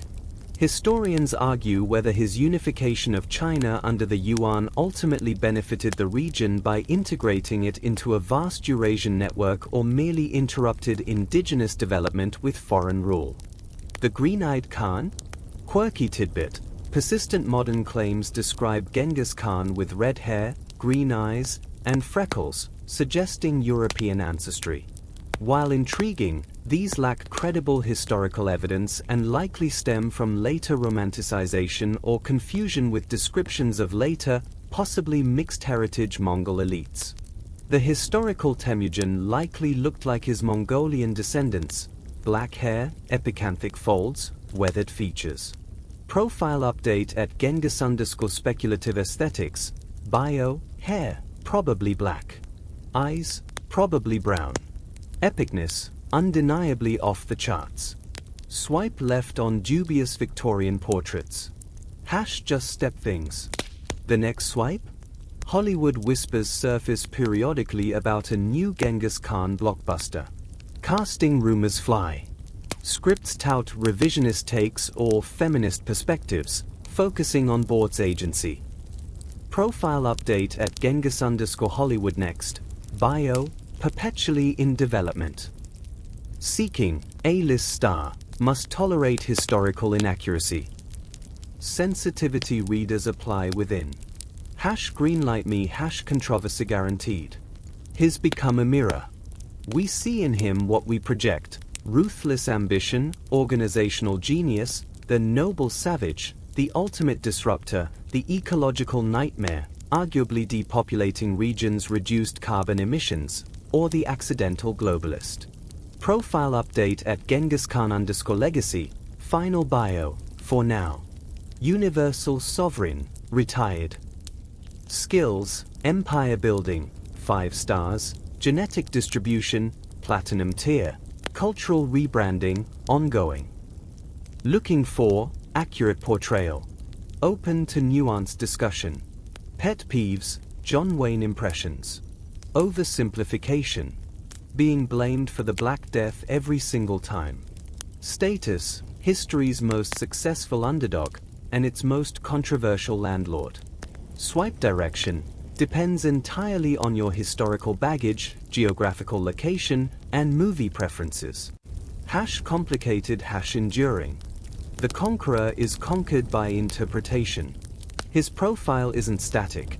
It's constantly updated, debated, reshaped by each generation's fears, aspirations, and need for a symbol, whether of terrifying power, improbable triumph, or the complex, often brutal, making of our connected world. The final legacy isn't written in stone, but in the endless scroll of cultural memory. Section 23. The steppe wind whispers what if? History feels solid, inevitable, the blood clot grasped, the empires forged, the Y chromosome scattered. But what if the algorithm glitched? What if Temujin's profile got an early, brutal swipe left? Profile update at Genghis Khan_. Status, deleted, hypothetically. Active feature, multiverse simulation. Alternate timelines, chaos theory on horseback. Picture it, the Taishu'd capture goes wrong. That desperate boy in the Kang doesn't slam the wood onto the guard's head just right. The blow glances off. The guard wakes, enraged. Temujin is dragged back, beaten harder, executed quietly at dawn beside the Onan River. No escape. No Sorkin Shira. Mainstream fact. Temujin's escape from the Taishud was a pivotal moment of luck and desperate courage. Without it, his story likely ends c. 1180, unknown beyond local clan feuds. Consequence?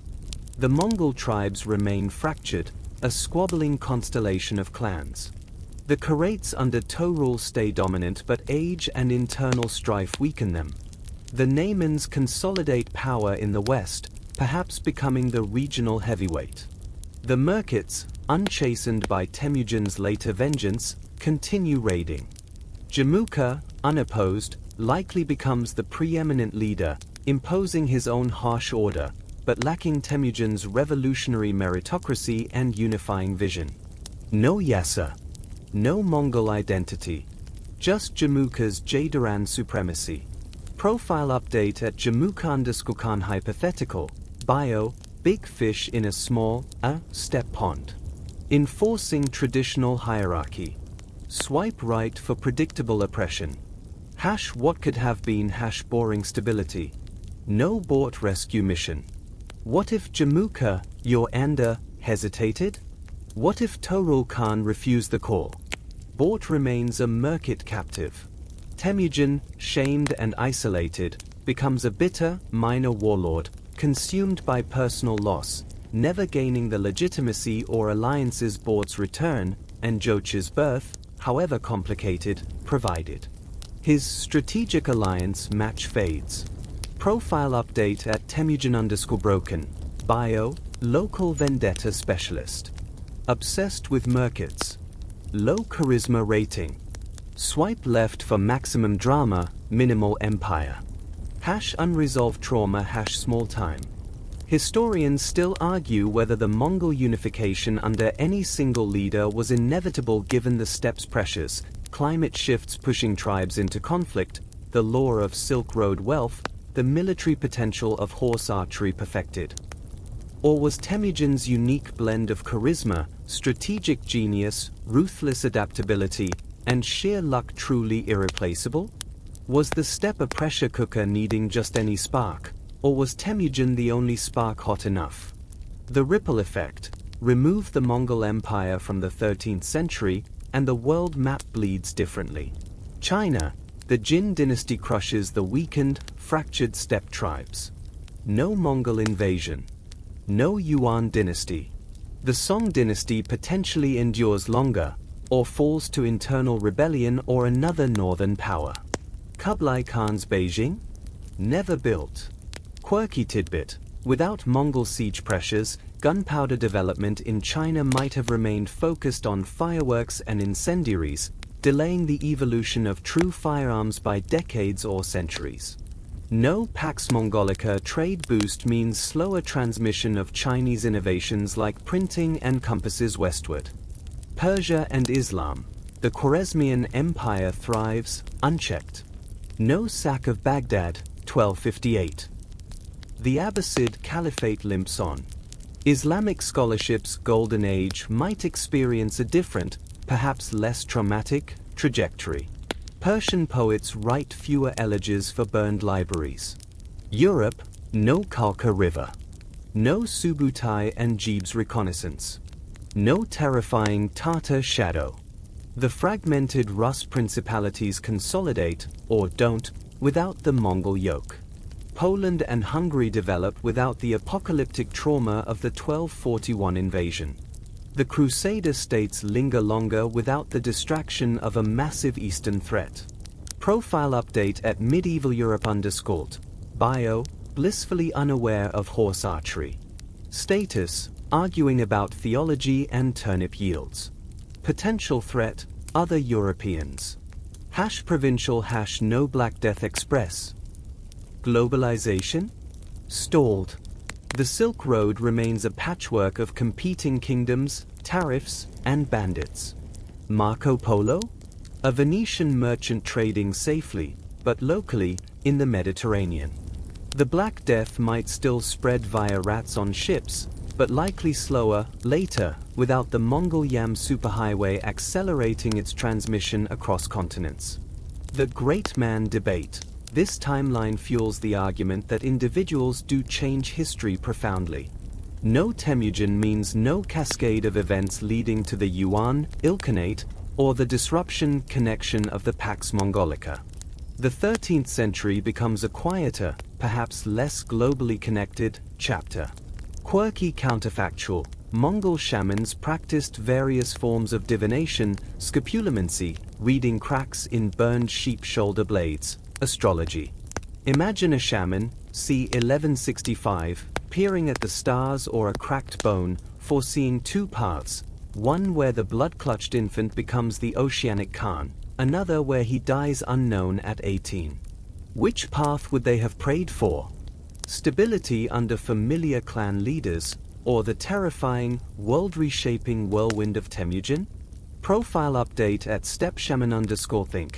Bio, seen the multiverse. Spoiler, it's messy. Preferred outcome, / divination is stressful / just burn more sheep. The unanswerable swipe.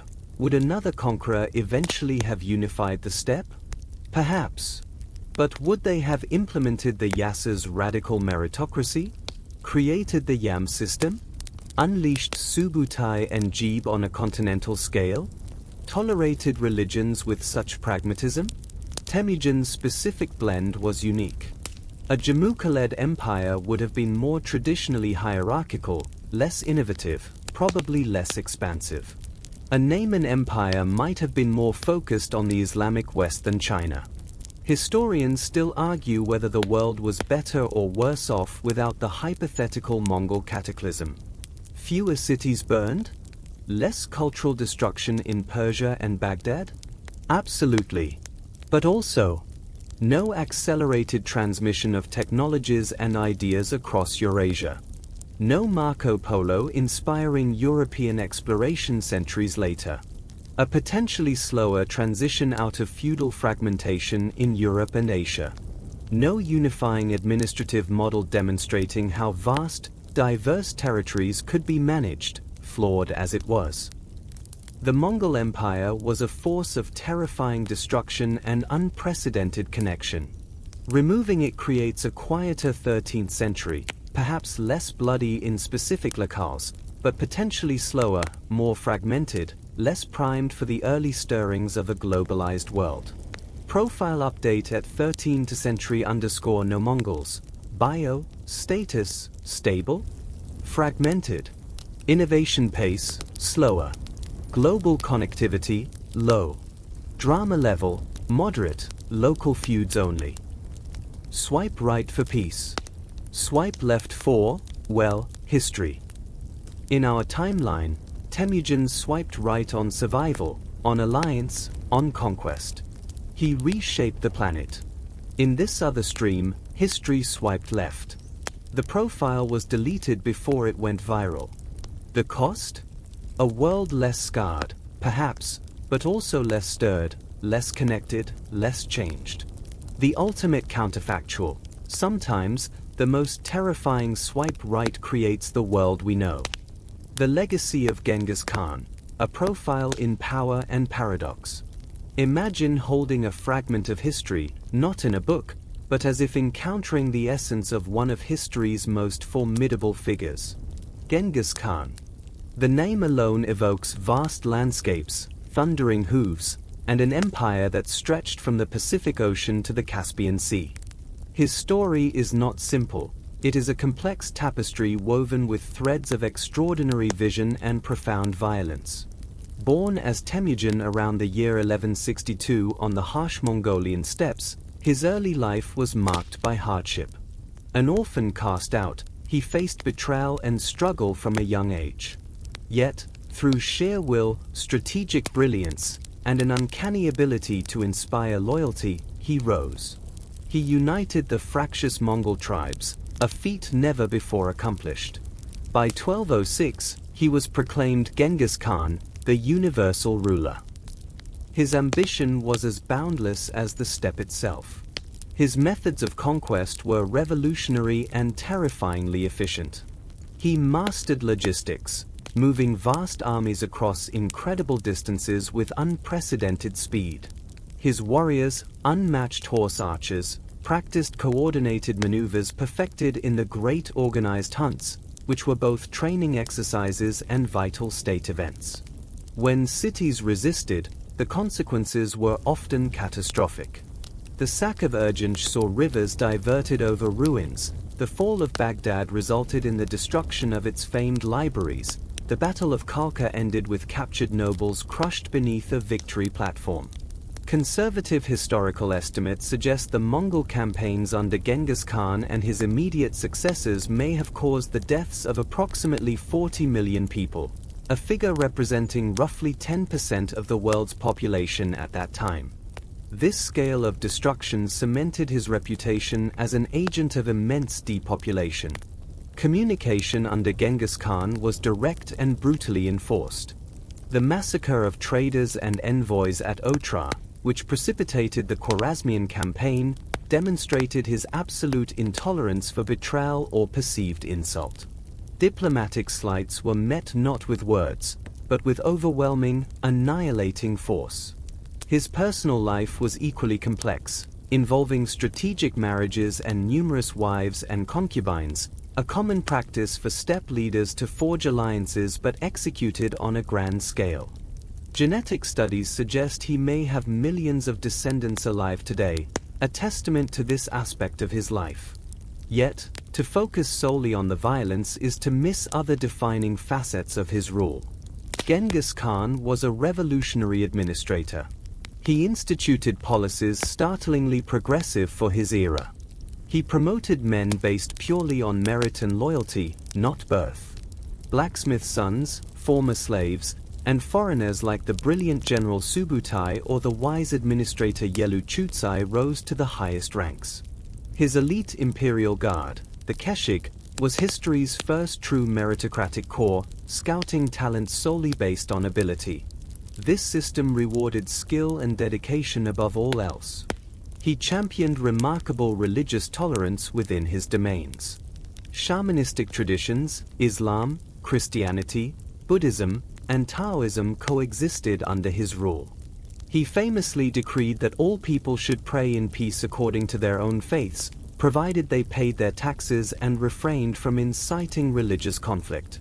His court hosted debates among scholars of different faiths, fostering an unexpected climate of intellectual exchange. Furthermore, he understood the vital importance of infrastructure and connectivity. He established the Yam system, an extensive network of relay stations with fresh horses and provisions stretching across the empire.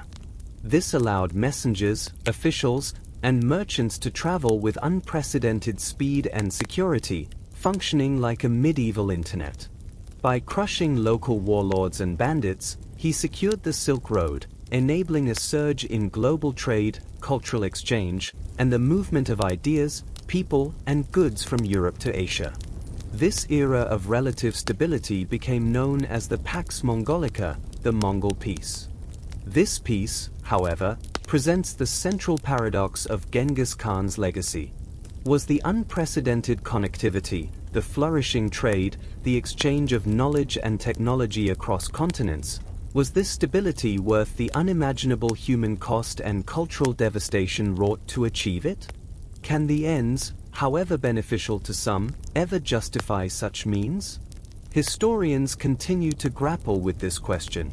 Some argue he was a pragmatic unifier, operating within the brutal realities of 13th century warfare and steppe politics, whose administrative innovations and enforced peace accidentally yielded long-term benefits.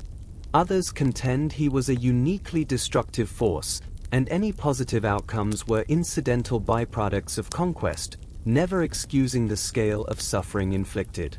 Contemporary chroniclers from Persia, China, and Europe universally depicted him and his campaigns with horror. Even the Mongolian Chronicle, the secret history of the Mongols, proudly recounts acts of slaughter, undermining the argument that his actions were merely typical for the time. Genghis Khan died in 1227, but the empire he forged endured, fragmenting into powerful khanates that continued to shape Eurasia for generations. His achievements remain undeniable. The sheer scale of the empire he built from nothing, the lasting duration of its core structures, the revolutionary administrative practices, and the profound, irreversible impact on global demographics and genetics. His ambition and dedication were extraordinary. His innovations in management and logistics were groundbreaking. Yet, the methods employed, the extreme violence, the ecological damage, the cultural erasure, stand in stark, ethical contrast. Evaluating Genghis Khan forces us to confront difficult questions about power, progress, and historical judgment. Applying modern ethical standards to a 13th-century steppe conqueror is inherently fraught, yet the scale of his actions seems to transcend his era. He remains an unmatched figure, a builder on a continental scale and history's most efficient destroyer. His legacy is a powerful, unsettling reminder of the immense complexity inherent in the forces that have shaped our world. The steppe wind that carried his armies still whispers this ambiguity across the centuries. Section 25. Your thumb still hovers over that phantom swipe button, the weight of centuries pressing down. Right for ambition? Left for ethics? The profile glitches, pixels dissolving into the vast, wind-scoured Mongolian steppe. You're not holding a phone anymore. You're standing on the spine of Eurasia, where Genghis Khan's shadow stretches longer than the Great Wall. Profile update at Genghis Legacy, status, offline. Echoes, eternal. Current location, your history books, DNA, and geopolitics. Hash ghost in the machine, hash still trending. Feel it? That low hum beneath modern borders isn't just tectonic plates. It's the geopolitical baseline he composed. Mainstream fact: the Mongol Empire's administrative boundaries directly shaped modern nations. Russia's vastness?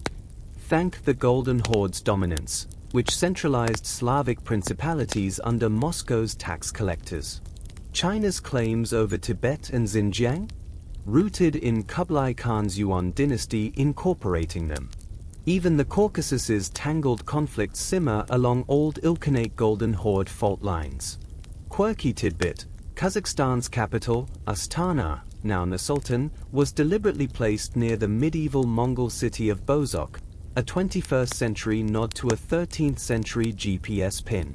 Profile update at modern borders. Bio: Genghis Khan's draft version. Edits, ongoing. Hashtag, hash drawn in blood, hash redrawn in ink. Walk through Beijing's Forbidden City. Beneath Ming porcelain and Qing dragon motifs, you tread the administrative DNA of Kublai's Yuan. The census system? Refined Mongol headcounts for tax efficiency. Provincial governance? Echoes of the Daragachi, Mongol overseers. He didn't just conquer, murmurs a historian beside a lacquered screen. He built operating systems. Even modern courier services owe a silent nod to the Yam's relay efficiency. Profile update at Bureaucracy Forever. Bio: inspired by Yasa compliance officers. Special offer: paperwork delays since 1206. Historians still argue whether the Mongols accelerated globalization, creating the first proto-world system, or merely exploited existing Silk Road threads with unprecedented violence, delaying organic cultural flowering. Was the Pax Mongolica a catalyst or a catastrophic shortcut? The debate scrolls endlessly, like a yam rider with no final destination. Now, touch your wrist. Feel your pulse? There's a 1 in 200 chance, if you're male from the Pontic steppe to the Pacific, that your Y chromosome hums the star cluster lineage. In Ulaanbaatar's Chinga Square, a young Mongolian offers you Irag from a leather pouch. Tavan Kurgan Mini-I Urag. He is my 5th grandfather. His pride isn't just ancestral, it's national identity. Genghis is everywhere. On the 20000 Togrog note buying your souvenir. In the airport name welcoming you. In throat-singing ballads vibrating in pubs. Profile update at Mongolian Soul. Bio: proud carrier of Star Cluster OS. National OS, Genghis OS 2.0. Features: resilience, cavalry pride, slight contrarianism. Blood of the Khan not just a dude on horse. Yet cross into Iran. Visit the ruins of Nishapur. The air still whispers trauma. Here, in 1221, every man, woman, child, and even dog was slaughtered, a Yasa lesson in total compliance. Persian poets wrote of mountains of bones, modern textbooks call it genocide. The legacy is a double helix, global connector, local annihilator. Profile update at complex ghost, bio, unifier, destroyer. Your rating depends on zip code. Swipe carefully. The ultimate irony? The man who erased cities birthed our connected age. Marco Polo's tales sparked European exploration. Mongol transmitted Chinese gunpowder birthed Renaissance warfare.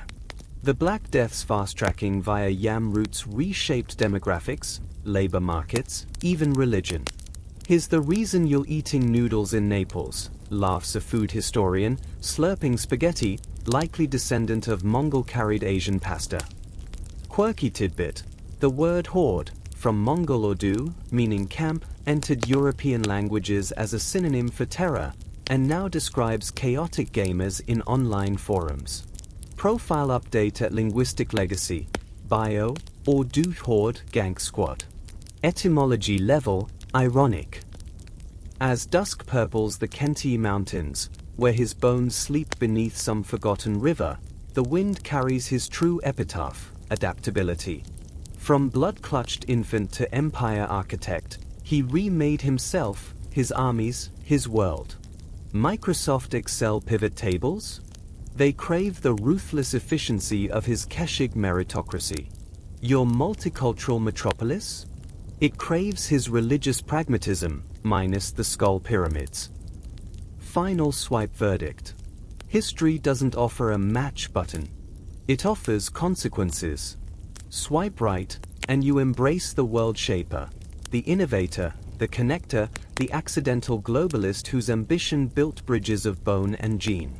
Swipe left, and you reject the architect of apocalypses, the hyper-efficient slaughterer whose peace bloomed atop mass graves.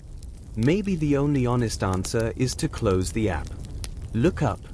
The same eternal blue sky he invoked stretches over us all, unchanged, uncaring, stitching his victims, his descendants, and you into its infinite tapestry.